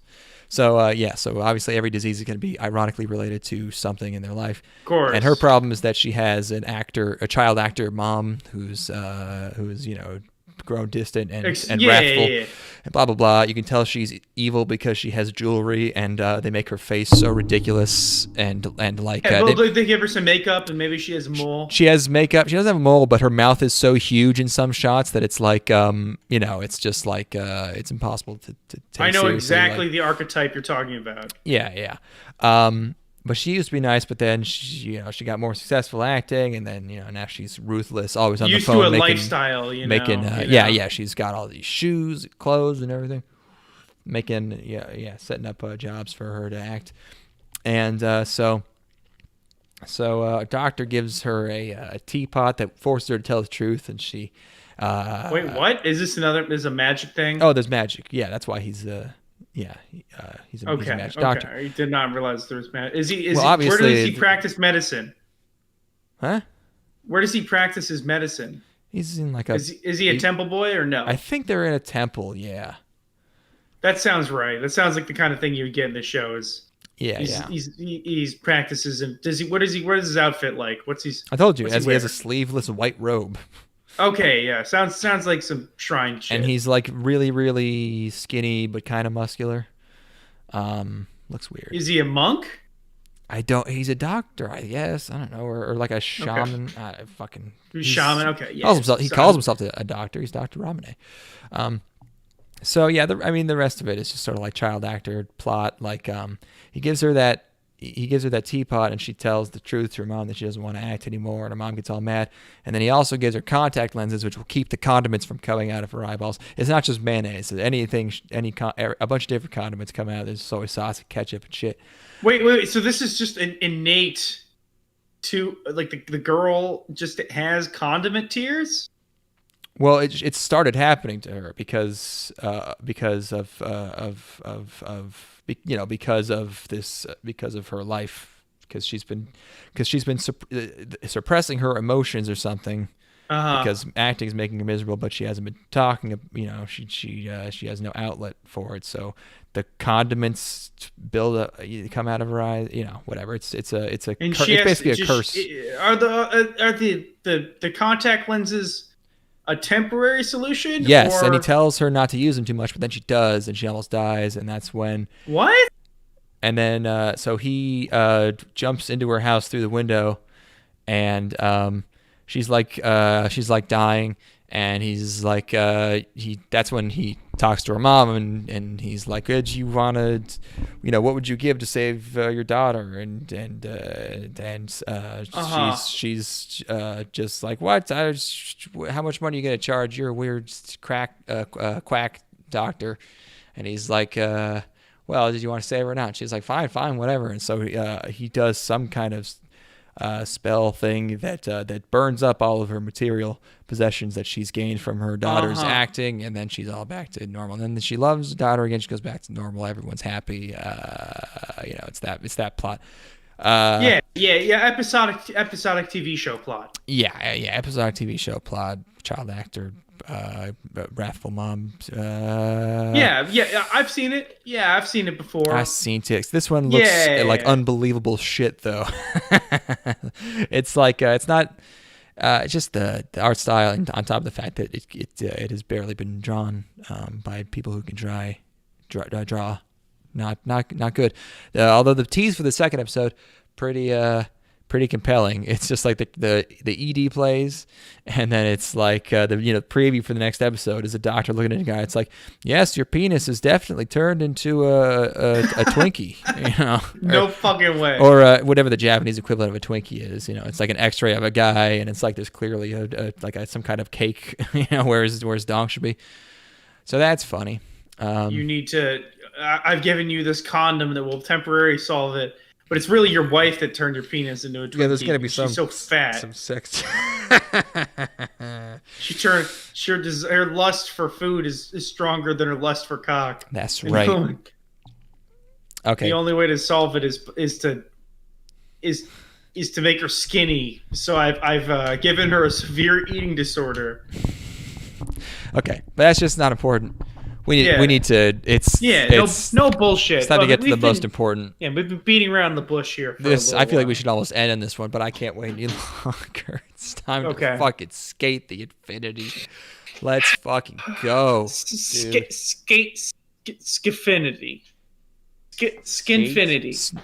What? No, that's a different. Well, the title is Skate. SK Infinity. Skinfinity, but it's Skate the Infinity. I don't know. The 8 is stylized as being sideways, but I don't think it means whatever.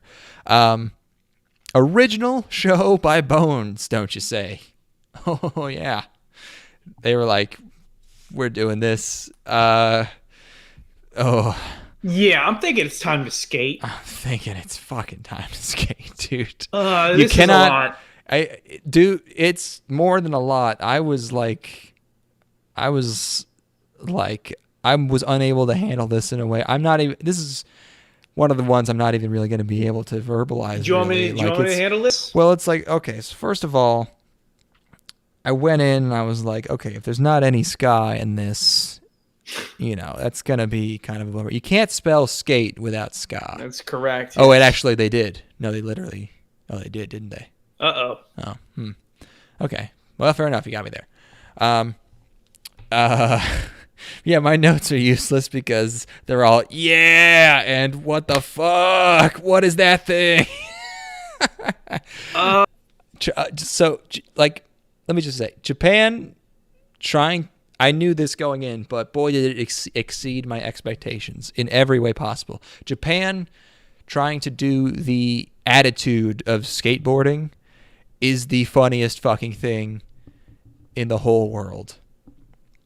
Ever. Well, that sort of rebellion just doesn't exist. I've seen professional, like skate rats, right? I've seen Japanese skate rats like in media before. I've watched, like Japanese content where it's like, yeah, we're recovering these skate rats or whatever. These are my skate rat friends, and they just clean up after themselves and recycle and make sure that they're not getting in anybody's way. It just doesn't exist. It's incompatible with their culture. Yeah, it always ends up as being like children's like punk, like drawing skeletons in your notebook in class. To put in perspective, they literally go and skate out of everybody's way. They go to a designated place to skate underground. You know what I mean? Like that's. But it is a dangerous race where you could kill each other. That's one thing. But it's like also their idea of like a crazy skateboarding punk is a guy in Kiss cosplay. Yeah. It's his name is Shadow, and he's it's basically Shadow. like, you remember how in the 80s like scary people were all just like gay, like in Mad Max and fucking like the Warriors and everything.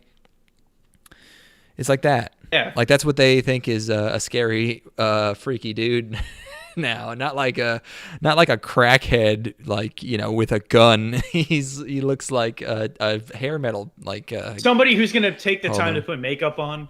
Yes, he has Kiss makeup on. He's covered in like pink spikes. It's like, oh god, it is so fucking funny.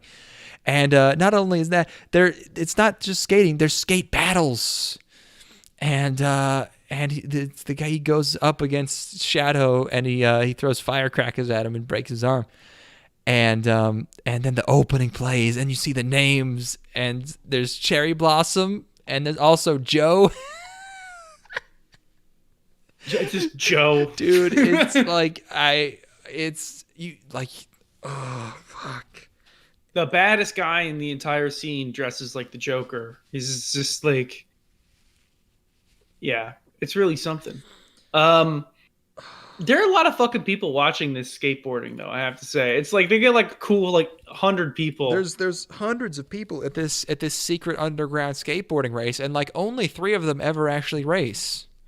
It's like Shadow, and like it's either always this guy who isn't very good, or it's like one person gets to skate against Shadow every week, and that's it. Like that's what everyone shows up to watch that.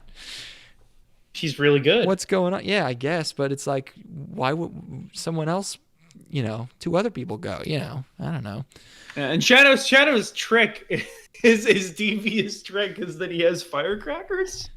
You might as well have an oil slick. Like it's fucking speed race. It's like it's wacky racing. It's cartoon shit. I mean, he's got like Wario like sensibilities, And the visuals of this opening, it's all this like, oh, it's so fucking punk, dude. It's like their skate shop is called Dope Sketch. Dope Sketch is a great name for a skateboarding shop, though, I have to say. Fuck. Oh, and our fish out of water is a Canadian, and his name is like L'Oreal or something, and he's a hot gaijin.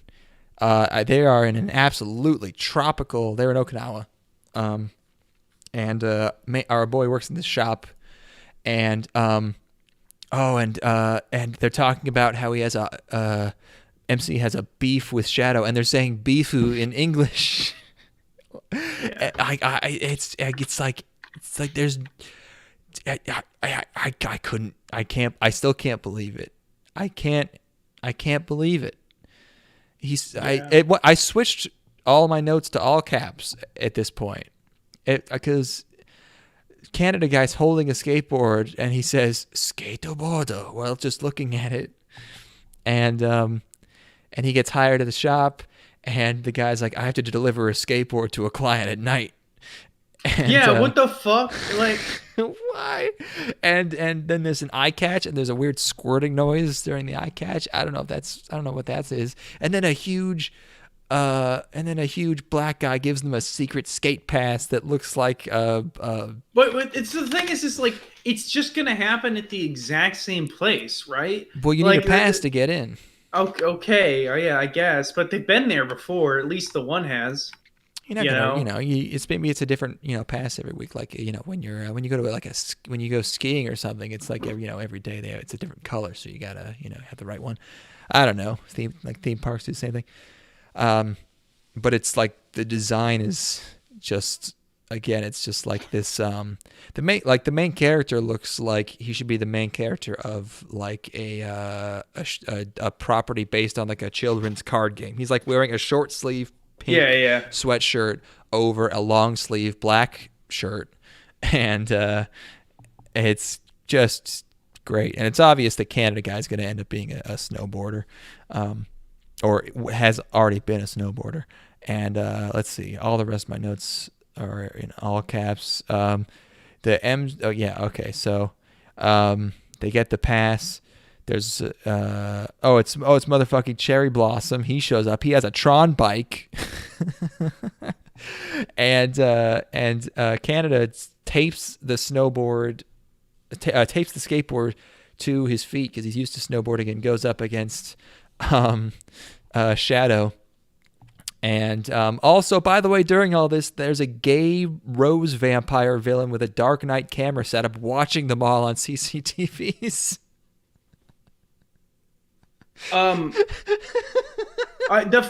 It's really beautiful. I love. Have we talked about how he's the guy being from Canada is just especially weird. That's where there's snow. Yeah, but there's snow in America too, a lot, and it's he has to be good at snowboarding, so he's from the place where the snow is all the time. But what about him is What about him is Canadian? I just don't. He's if he was American, he'd have to be like super outgoing and Genki, and that's what the main character is. Oh yeah, Canadians are definitely a moody people for sure. No, he's not Quiet. Moody. He's reserved. Reserved, He's polite. They make a joke about that after the credits. And I'd say aloof, maybe. A little bit aloof. Sure, yeah. He is a real writer. Have we talked about how this show looked good? It's Bones. It looks fucking fantastic, and that's why.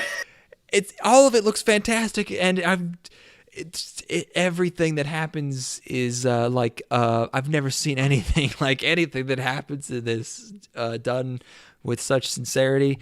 And he's doing snowboard moves down this hill, and suddenly there's boulders flying at him for no reason. Where the boulders just kind of come out of nowhere.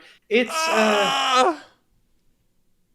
there's a hard on its sleeve kind of authenticity to it that I enjoy. There's no cynicism in this show. It is pure of heart. Yeah, it's totally dedicated to like this fake ridiculous. It's like Hot Topic skateboarding with the attitude of like just like Genki fun time. Like I love doing skateboarding, but also this race lets you kill each other. I don't know. It's an amazing combination.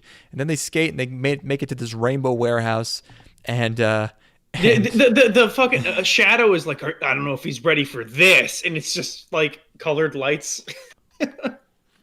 It's like this. Well, he tries to do the firecracker thing on him, but There's this insanely animated slow motion shot. He's too sick. He's too sick to be affected by firecrackers. Flip it over the firecrackers, and they end up looking like fireworks. And MC's staring at him like, whoa, in a sort of gay way. But it's actually amazing. That part's like, that's an actually fantastic moment. Everything else is like, wow, I can't believe that, like, you know, they've surpassed all my expectations of, you know, they did the way Japan does this type of attitude and subculture, but they took it up to fucking 12. But then also they did a really cool thing at the end there, and this show's a masterpiece so far, and I can't believe I can't say I'm totally useless. I can't say anything other than I cannot believe it. I cannot believe it. Most impressive indeed. A most impressive animation. This Skate the Infinity. It's like inspired. A divine inspiration here. What's his name? Watanabe, eat your heart out. You were trying to make the girl on the moped cool, and whatever the singing show was. This guy's talking about. It starts out very snowboard or skateboard philosophy, like, what is happiness? Why are we here? And then, I don't know. I can't explain this. Really, if you're listening, you really just have to watch this, even though we just talked about it for half an hour. But this is like, this is a once in a lifetime. Yeah, you got to spin that shit up. Please do spin it up. They make Canada jokes. I'm a changed man after watching this. He says, I am Lord Shadow. And the ED is cutesy sketches of all the characters wiping out, and they give the wipeouts like names, like little tricks. One of them's a Nutcracker. I need to start speeding things up on my end because I'm now on a timeline. Because I need to, as things are getting progressively colder, I need to go to my friend's place. So we got okay, it's getting real chilly in there. Yeah, we got to start wrapping this up. Okay. Sorry, bro. Sorry. I you know, let's go to Idly Pride here. Yes, Skate the Infinity. Yes. Recommended. Chef's kiss. Idly Pride worldwide? Yes. Okay. All right. I thought you were going to rebuke me on that one, but all right. I guess you're in on it. An idol-themed multimedia project by Cyber Agent subsidiaries Quality Arts, Straight Edge, and Music Rain, with character designs by QP Flapper. I think the last show might have had some Straight Edge involved. QP Flapper, Lurch, and CA Animation. I can't really figure out what their deal is. Canada again, possibly. That'd be cool. They did something called Mr. Love. I don't know what that is. So, it's idol show, and they're just like, hey, we're cutting here's all your idols. It's just straight, it's close-ups of all their faces, and they say their names. And they all kind of look like girls from other shows, but slightly different. Yeah, like you're supposed to get an impression from these girls the way that they respond to their names being called. Well, one of them says Desua, so you know what her personality is. And one of them, instead of saying hi, she says hi. So yeah, we get her. The other ones, one of them is shy. The other, the other ones are going to be a little subtler. Only one of them really matters in this first episode. None of them matter because the rest of this episode. So they're about to do a concert. He's like, "Hello, all the idols in this mobile game. Let's do this concert. We sure have come a long way." And then he looks up at the sky and he's like, "What's her name? Mora or something? Mona?" Oh, I'm moaning. All right, it's Mana or something. Mana, yes. He's like, Mana, are you watching? And it's like, wait, what? Did someone die? Oh, and yeah. This is, I did not expect this one to be one of the crazier shows. Also, so the rest of the show is a flashback just leading up to a girl dying, which is crazy enough on its own. He meets this girl in high school. First of all, the main girl that we meet in the first scene. She looks exactly like the girl from Bunny Girl Senpai. Not the same character designer, but really just a straight ripoff. And then, flashback with letterboxes. He meets a girl who looks just like her. She mentions it's 5 years ago, and she mentions her little sister at one point. So it's like, okay, this is her older sister, and she talks to the manager guy, who's not a manager yet because he's in high school, and she asks about becoming an idol, and he's like, "Why are you asking me?" She's like, "Whatever, you just help me to do an interview," and then she becomes an idol, and just this whole episode is just every single scene feels like it is the scene right before she bites it, because you know she's gonna die probably. Yeah. This is like Selena. It's like watching the movie Selena. No, it's like watching Final Destination, where it's like she should have been dodging arrows and trucks and shit. Yeah. Because it's like the amount of death flags. It's like every scene, if a cop is like, "Yep, I sure can't wait to retire. My wife's waiting for me at home. I bought flowers for her. I I don't regret my time in the force." The thing is, the whole episode everything is she anamorphic as well. It's all like 2-3-5 to 1, which is the death aspect ratio. The death aspect ratio. Like she's becoming very successful. They haven't quite formed like a romantic relationship yet. And then one day it's overcast and it's like winter, and then it starts to rain. And then she's like, "Don't be late. I'll be waiting for you." Yeah. And I'm like, "Oh my God, she's deader than anyone has ever been dead." Yeah. And it's like 15 minutes of this. It was the most tense thing I've ever watched. It was tortured. Like, just fucking kill this poor broad already. Born to die. Literally born to die. The first scene of the show was so generic. It was like, okay, idols, let's go do this concert. That it could have been like a show within a show. That's how generic it was. It was like the beginning of Zombieland Saga, where it's like, she's getting the toast in her mouth and she's going to school and then she gets hit by the truck. Like if like that first scene, I felt like Alec Manizium was gonna bust through in a truck and just off everyone, and someone was gonna get isekai'd. Like, that's how nothing that first scene was. And then he's like, "Mana, are you watching from up there?" And I'm like, "Yo, what?" And then the rest of it is just leading up to a girl dying in her prime, and this is for a phone game. Like, Jesus. What the fuck? Yeah, it's a weird. It's so unnecessary. Yeah, weird thematic choice. And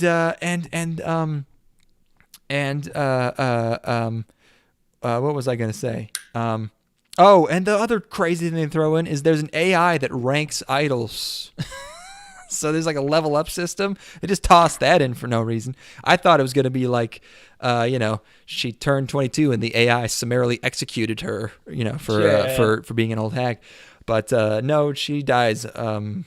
Probably a car accident. They don't really get into it, but yeah, just super, super dead. And that was like, I was like, fuck me, man. I don't know what I expected, but you really just went and did it. You told us you were going to do it, and then you did it. And it's like, this is nuts. You didn't have to do this.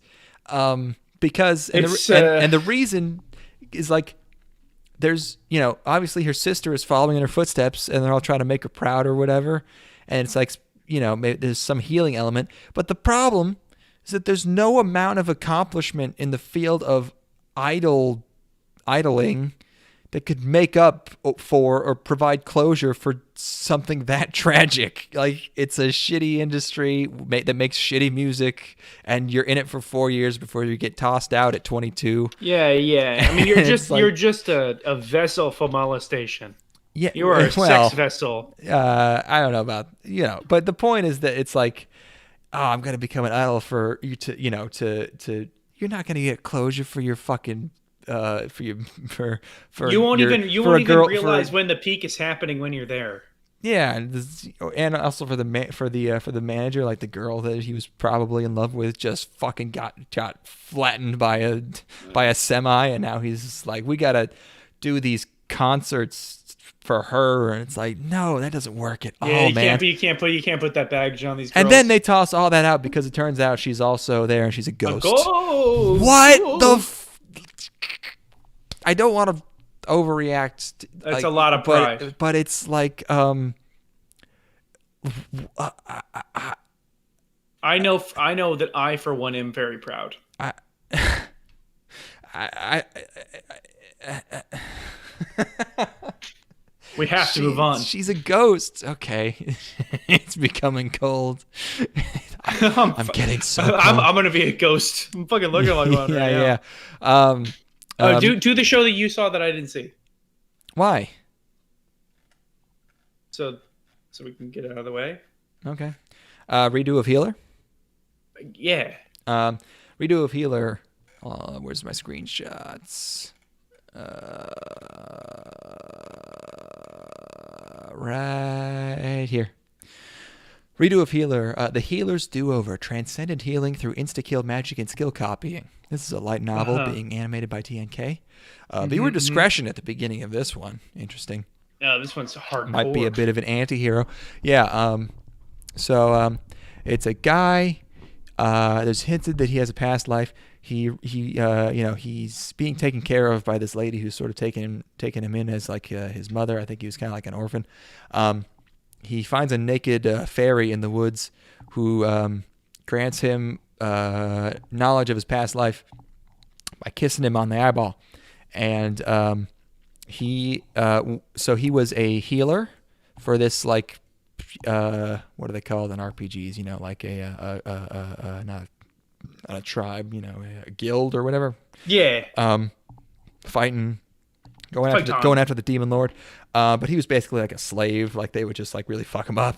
They made him like addicted to some drug. Why? Why do they got to do that? To keep him healing, to keep him with them. I don't know. They just kind of. I wasn't really clear on why they were so mean to him. I guess I'm more of a positive reinforcement kind of guy. I guess they're yeah. Personally. Yeah. But yeah, they were bullying him for some reason. So it turns out his healing ability also like saps other people's abilities.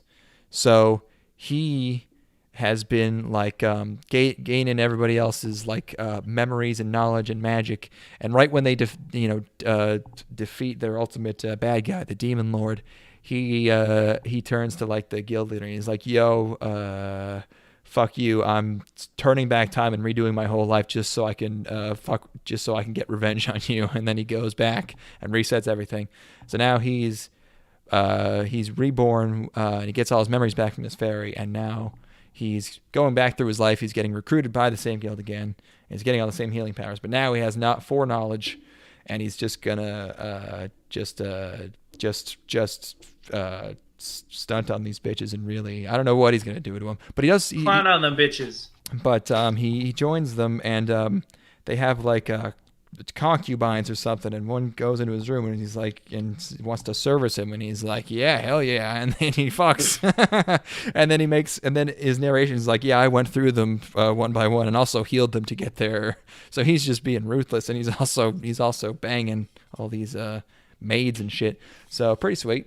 And I wonder if he did that the first time around, or if this time he's like, "Okay, I'll fuck him this time." I don't know, but he's got plans.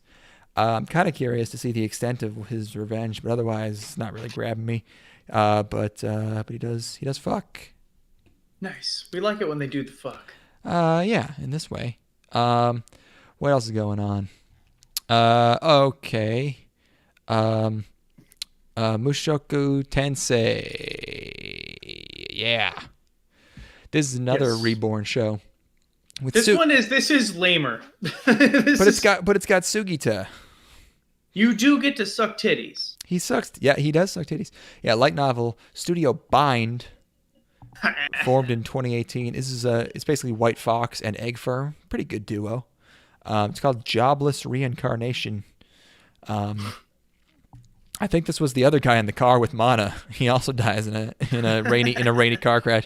So he dies. He gets isekai'd, reincarnated, and he wakes up as a baby, and he's like, he sucks. He has a suck on his mom's huge old boobers, and his name's Rudius, and he's a dang pervert. He loves he likes the maid. He likes his he does mention at one point, like, "Yeah, I wasn't really actually my mom doesn't turn me on for some reason." Weird. I mean, but is she his mom? Yeah, I guess, yeah, she's his mom. Not in his memories, but yeah, like biologically or something. They have a nice place. It's like they have a big house, the countryside in Fantasyland. And apparently it takes him 6 months to realize that there's magic, which I think is kind of weird. But he's a baby. He starts practicing water magic. Turns out he's good at it. They hire a magic tutor who at first is skeptical because, every parent thinks their child is like a prodigy. But he actually is. He can do the spells without saying them. That's stolen from Harry Potter. Come on now. Even I know that one. And it looks like he's going to be doing sword and magic. So he's going to be a real motherfucker. His dad wants him to do swords. Mom wants him to do magic. Spell tutor's cute. Makes a comment about her bush. Yeah, I thought that was strange. She barely has a bush, or she says. Well, he thought that like the mage tutor was going to be a guy with a beard, and he says forget a beard. She probably doesn't even have a. Yeah, in Japanese, he probably said something like she probably doesn't even have a beard down there. Implying that she hasn't reached puberty. So because that's a weird thing to say. I get it. I mean, he didn't say it to her face at least. And also we see there's his tiny hands grabbing for the honkers. Also, we see they did the Japanese thing where you can show dick and balls if it's in a tiny funny way. Yes, I'll show it real quick there. Okay, there you go. Yeah, I mean, I would be looking for those milkers too. Look at those things. Oh, look at how big they are. I'm gonna try to latch. Yeah, I'm thinking we're latching. I'm about to. I'm latching. Yeah, he kept breastfeeding for 2 years. I couldn't. He wouldn't stop. He wouldn't eat anything else. His little baby boner was so perky. I don't know why they had to make his parents fuck so loud. They're both very hot, but it's like I don't know why that's necessary. Yeah, you hear that happening. So I don't know. It's okay. Yeah, I just kind of wondered what the. He's strong because he has memories of Japanese men. Just like having his dad's cool. His dad's fucking having adult intelligence as a kid is already OP as fuck. So like him being from another world and being reborn. I don't know what this is gonna add. Do these guys ever get back to their original lives? No. No. Well, in Konosuba he gets the opportunity, but I think he declines. Oh, surprising. Well, yeah. I mean, that's one where you actually wouldn't want to come back. The point of most of these is that you don't want it. It's better. Everyone's always a depressed Japanese businessman, and then they go, become a level 999 fucking archmage. We got 2 more. We do have 2 more. X-Arm. Yes. Fuck. Oh my god, dude. So looking up X-Arm, the first things I'm seeing is that it has a score of 2.2 on my anime list. That is unusual. Nice. That is unusual. That's out of 10. That's like review bombing level. 1.6 IMDb. I can't think of why, mate. I don't think I can. 1.7 stars on Crunchyroll. 21% on Analyst. These are by far the worst ratings I have ever seen for a seasonal show we've watched. The only scores I can imagine like there would be lower would be like just would be like a Super Kid. Remember Super Kid? I think Super Kid's definitely. This might have lower scores than Super Kid. Yeah. Because someone, if you're going back and finding Super Kid and watching it, you're gonna get maybe some. You're at least gonna be wasted. Yeah, you're gonna be wasted. Exactly. This is a manga created for the silver screen by Visual Flight, who have done just this. It's a remake of Ex Vita, I guess. So I'm already on the Wikipedia page. I'm already seeing that the hatred on the show may be due to bad CGI and homophobia. So I was thinking, okay, maybe it's cool. Yeah, one of those things. But is then, lame. but then I didn't finish the sentence. The anime has also been criticized as homophobic, as the second episode censored a same-sex kiss, though the poor CGI may have been the reason. They may have censored it because of how shitty it looked. Because, if you know anything about 3D modeling, making two 3D models like touch and interact with each other, very difficult, especially in video games. So doing a kiss is like that's a real tough one. Yeah. And these guys can't even keep their shots congruent. So I don't know if they can make a kiss we don't want to happen. bring down the gays by representing their kissing. Well, it's like if the show was homophobic, they probably wouldn't have animated a kiss in the first place. Yeah. It's like, why? Bad take, guys. Come on. Yeah, someone was definitely like, yo, you can't show this. This is vulgar. Was the gayness? Like, no, it's offensive to my artistic sensibilities. No, it's offensive to gay people. Oh yeah, no, it's like we don't deserve better than this. We don't kiss like this. We did. Yeah. So the plot is in 2020, everybody started floating, which is bad. And then I started seeing the shots, and I saw this guy. I was like, "Oh boy!" And that is, it's a lot. His little smile, his just his coy little smile, and there's a scene where he's like, it's a flashback, 2014.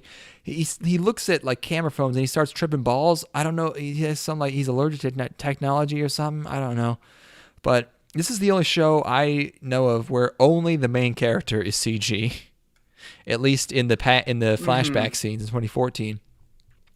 The voice acting appears to have been done over Zoom. Again, not high quality recording. When people are talking, it's a static wide shot where nobody moves except the mouths. They don't change shots. They just talk, and the models don't move. The mouths move, and they don't change the camera. They just talk. And Truck-kun makes an appearance. Oh yeah, so our boy dies, 2014. Fast forward 2030, there's androids and shit running around. There's a girl doing karate on guys in a shipyard. This is the majority of what I remember from this show is a girl does karate. Girl goes karate. Oh, in the opening though, these faces staring at you, and it's like they all have the face of like of the Showbiz Pizza Bear and the Dick the Birthday Boy photo. It's all it's like they're all. It's like they took the T-posing models and changed the pose, but didn't change the faces. Yeah, this is like what the Koto would be if you turned it into an anime character. That's a deep cut. That's for only true gang stalking fans will get that reference. Yeah, our Koto. This is the Kotos personified. Yep. Yeah. Koto unleashed. So this is basically like a more visually consistent version of that Gohan's show.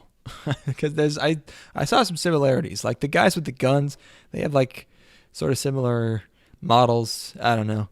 But what I do know is that if you have two characters talking and there's like an awkward silence, it helps to like cut to the character who's being silenced face to show that they're being silent and not just hang on a shot of both of them while they don't talk. Unless you're doing a joke, which this doesn't.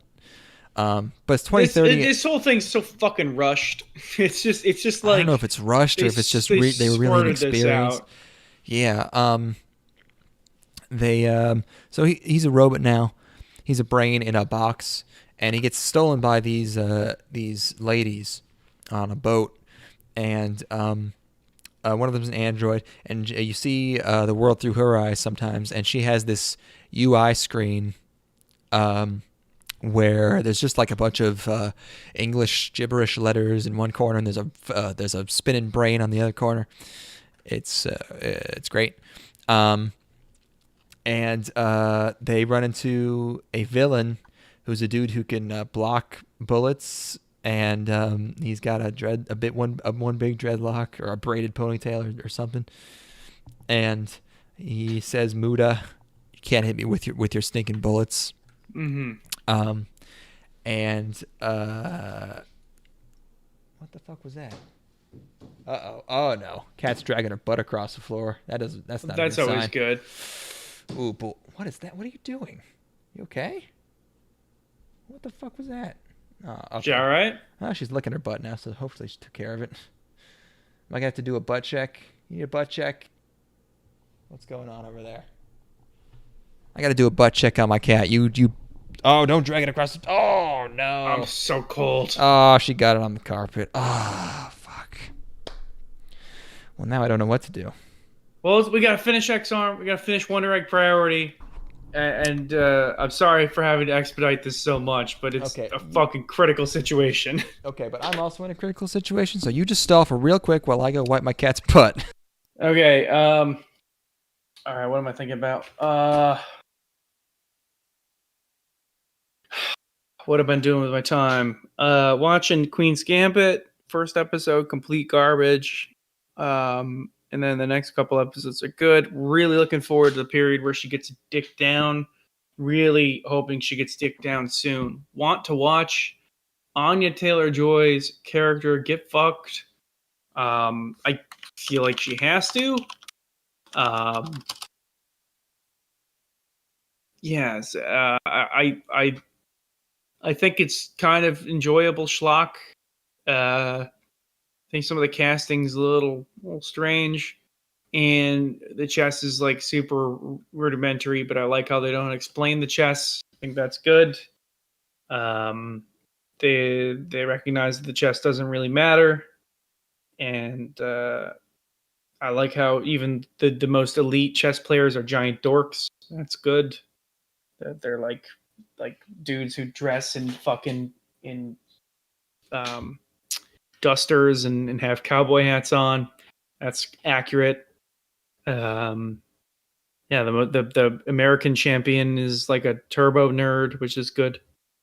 Yeah, just really looking forward to watching Anya Taylor-Joy suck cock on screen, viscerally. Looking forward to watching that.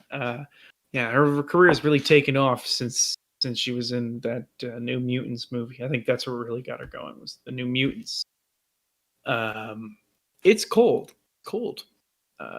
Haven't experienced this in some time. It was freezing rain earlier. Didn't love that. 100 car pile up on the highway near me. That's exciting. People don't know how to drive. Cold conditions. What else we got going on? Watch the Godfather movies. Thinking about the Cuomos. Love those guys. No relation to Godfather at all, of course. What else we got going on? If you play Falco in SSBM, you're a giant pussy, and you're probably not very good at the game. There have been maybe 2 or 3 good Falcos ever. Everybody else sucks. You're not one of the good Falcos. I'm kind of coming around on people that play Marth. I think they're a lot cooler than people that play Falco. I also think that Marth is complete new bait. I think that until you get to the really high levels of Marth, you're not going to get super bodied by him very hard. What else we got going on? Trying to see movies, but all the movie theaters near me are closed because of COVID, which is not very cool, I have to say. There are no good movies to see anyway, but I was hoping they would just play something old and cool.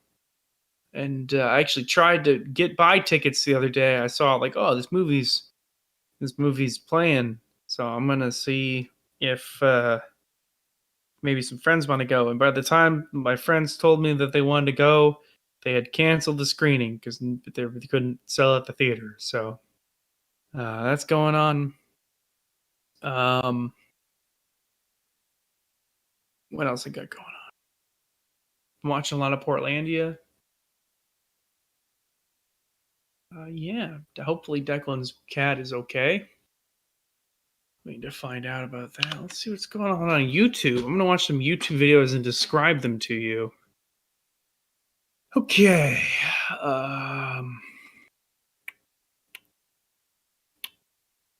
Let's see. I'm going to watch some people fail.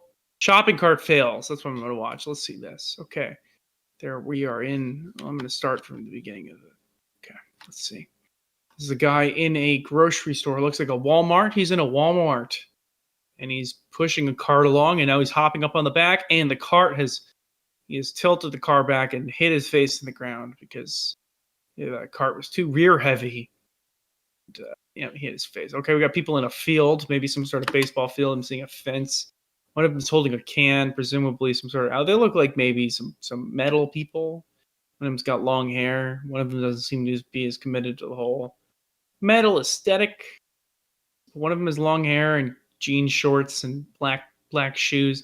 And this is just a recipe for disaster here. They're riding down a field to get one of them's in the shopping cart. It's a top-heavy looking shopping cart.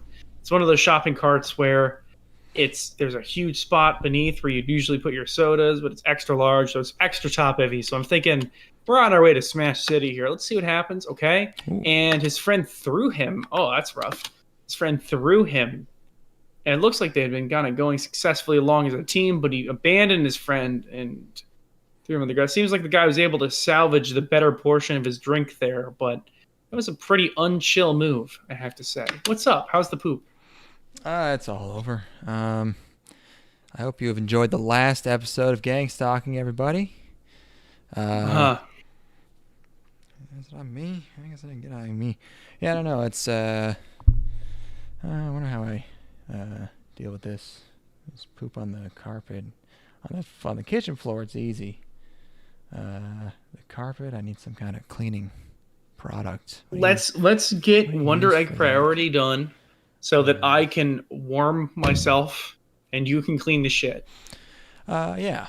Sorry, guys. I'm sorry that I had to fucking cut this off, but I am dangerous. I'm in dangerous conditions right now. Right now, I'm dangerous. Wonder Egg Priority. Oh, no. No, we're not doing that. We're not doing that. No? We're not doing that because I just have to play one shot from X-Arm, and this is non-negotiable, and I'm sorry. Okay. But I have to play the shot where he floats out of her. You know what I'm talking about? Yeah. It's by far the funniest thing I've seen in like any seasonal preview we've done. Mm-hmm. So here's. Okay, so we're gonna. It's. It doesn't matter because there's no dialogue, so you're not gonna be able to hear it on the podcast. Yeah. Oh, I also. Look at her mouth. Look at her big old mouth. I gotta turn the volume up. Yeah, bitch. She looks like a One Piece background character. There's no volume. There's no audio, and he just floats right out of her. Nice. Oh my god, that fucking. I don't even know. I love it when characters slide. What did they mean by this? All right. Okay. Oops. There we go. Yeah. So, X-Arm is hilarious. And the logo is like straight, like out of 1994. That right there. It looks like so extreme. Good stuff. We love this. Wonder Egg Priority is also, we watched that. Yeah, it's boring because it's competent. This is the one. Yeah, we finally reached the one show people care about this season, and the only one people are talking about. It's Cloverworks again, original. It's about cute girl. Truck Goon almost takes another victim, but drives past her. She buries a. I like it when I understand things that aren't explained directly to me. She's quirky. She meets she helps out a dead beetle who turns out to be magic and introduces her to this very strange and intricate system whereby you can enter dream worlds to save dead people. And she has become a shut-in because her best friend died. And this is all told sort of out of order, but I got it. And she is so cute. The one thing I don't like is I always complain about bullying in shows like this. Like, who would bully this adorable egg? This adorable little egg. Because she's heterochromatic. Come on. Her head is for petting, not for bullying. And those eyes are for well, I wouldn't say that. Anyways, there's another girl in the egg in the dream, and I haven't seen Paprika. Is this No, Paprika? No, we're chill. Okay. No influence, I think. No, I think Paprika is explicitly a lot more. There's definitely regret over a friend. That's an element of Paprika, but I'd say Paprika is more whimsical. Okay. And insane. Like the dream, and this takes a different tone. The dream stuff and the tone of that, not the same. No. Okay. No. This is dramatically darker. Yeah. Well, it's dark in some places and it's not in others. It's a very it's her bed's a little fort. And then at the end she meets the girl from Abenobashi. And so it's basically it's like you get to keep going into the dream world and saving other people who've died so that eventually maybe your friend who died that you care about will come back. So it's excellent world building. Obviously this is incredible and everyone knows it's incredible and everyone has seen it. So there's really not much to say about it. Sorry, there are two of these this season. There are two this season. In very different ways, yes. Yeah, where they're just like it's the good show, watch it, like I that's all I can really convey to you. If I had more time to really talk about it, I'm sure I could suss out some stuff to compare it to, but it wouldn't be worth my time. Just be watching this, Just be watching this. Please be watching that. And be watching that. We're watching that Araseki Picnic too. There you go. And what else was good? The Spider Show I kind of liked. Which one was? Oh yeah, no, I don't think I liked that one.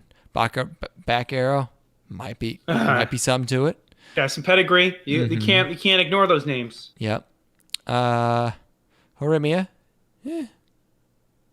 Then really it's just Skate and One Direct Priority, brother. Yeah. You know what's up. What's up. Oh, and also I've of course been watching Yuru Camp Season 2. Still great. Good. First, you watch that? Okay. What's that?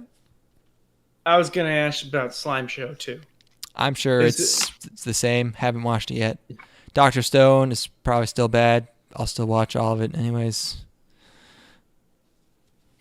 Yep. I hope if they don't get to the fucking the I guess antagonist or the mirror image of the foil to our main character at some point, please, for the love of God, I'm so sick of that fucking Reddit nerd. Give me the strong Jimmy the dope. Might makes right Genghis Khan guy. I want to see what the fuck he's up to. He's cooler. Yeah, we're tired of making urinal cakes out of mud and chalk. What? Done with that. We're done with making lame shit. I want to fight. I don't know anything that happens in Dr. Stone. No, he's making like cell phones and shit. He comes across a village full of beautiful, fertile vixens, and he's like, you know what these people need? Cell phones. So. Yeah, it's a waste. Yeah, we need a real He-Man type motherfucker. And he's in there, and they never even show him. Oh, what a waste. Yeah. All right. That was the end of this. That was the end of this podcast. This is a whimper. I'm sorry. I literally cannot continue. Put more sweatshirt songs. Fine. Yeah. You got long undies? Yeah, sorry. I feel like I might have not done enough stuff justice. But Justice League. Good one. That was good. Thank you. I like that. That was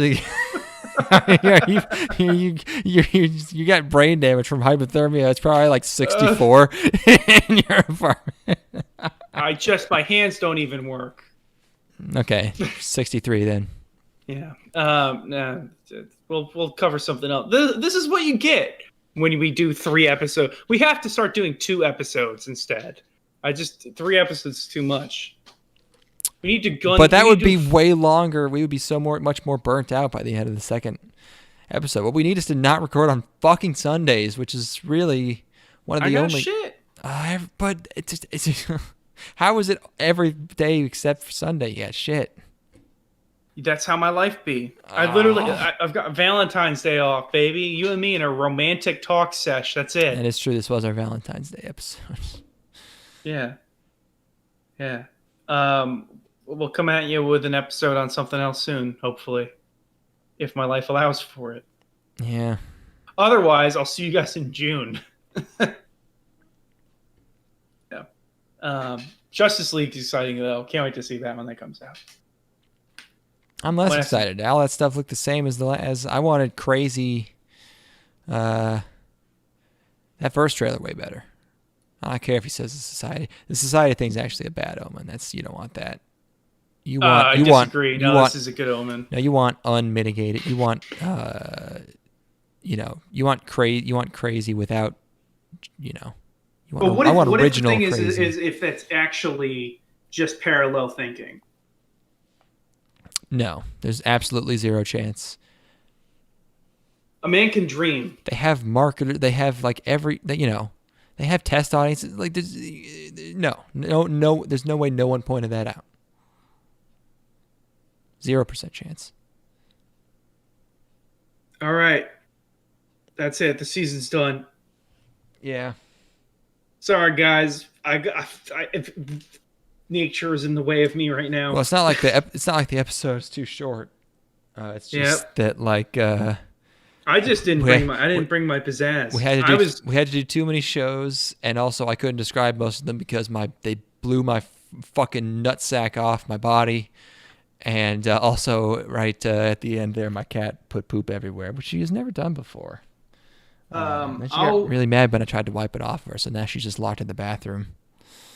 Yeah, I'm thinking that. Fuck. Yeah, me too. Yeah, I'm thinking next time we need to watch something really famous and obvious, and just give really obvious takes on everything. That's a good idea. I think it's time to phone one in. What do you think, pal? That's a good idea. Yeah, let's just collect. Let's collect the bag and then cash out and then never be seen again, and then go to our hermit houses. Yeah, let's go get ourselves some fucking 20-year-old girlfriends and live in the woods. Easy. All right, I'm not even going to take us out on a song. Yeah. This is a solemn note. Fuck this podcast. Yep. Goodbye.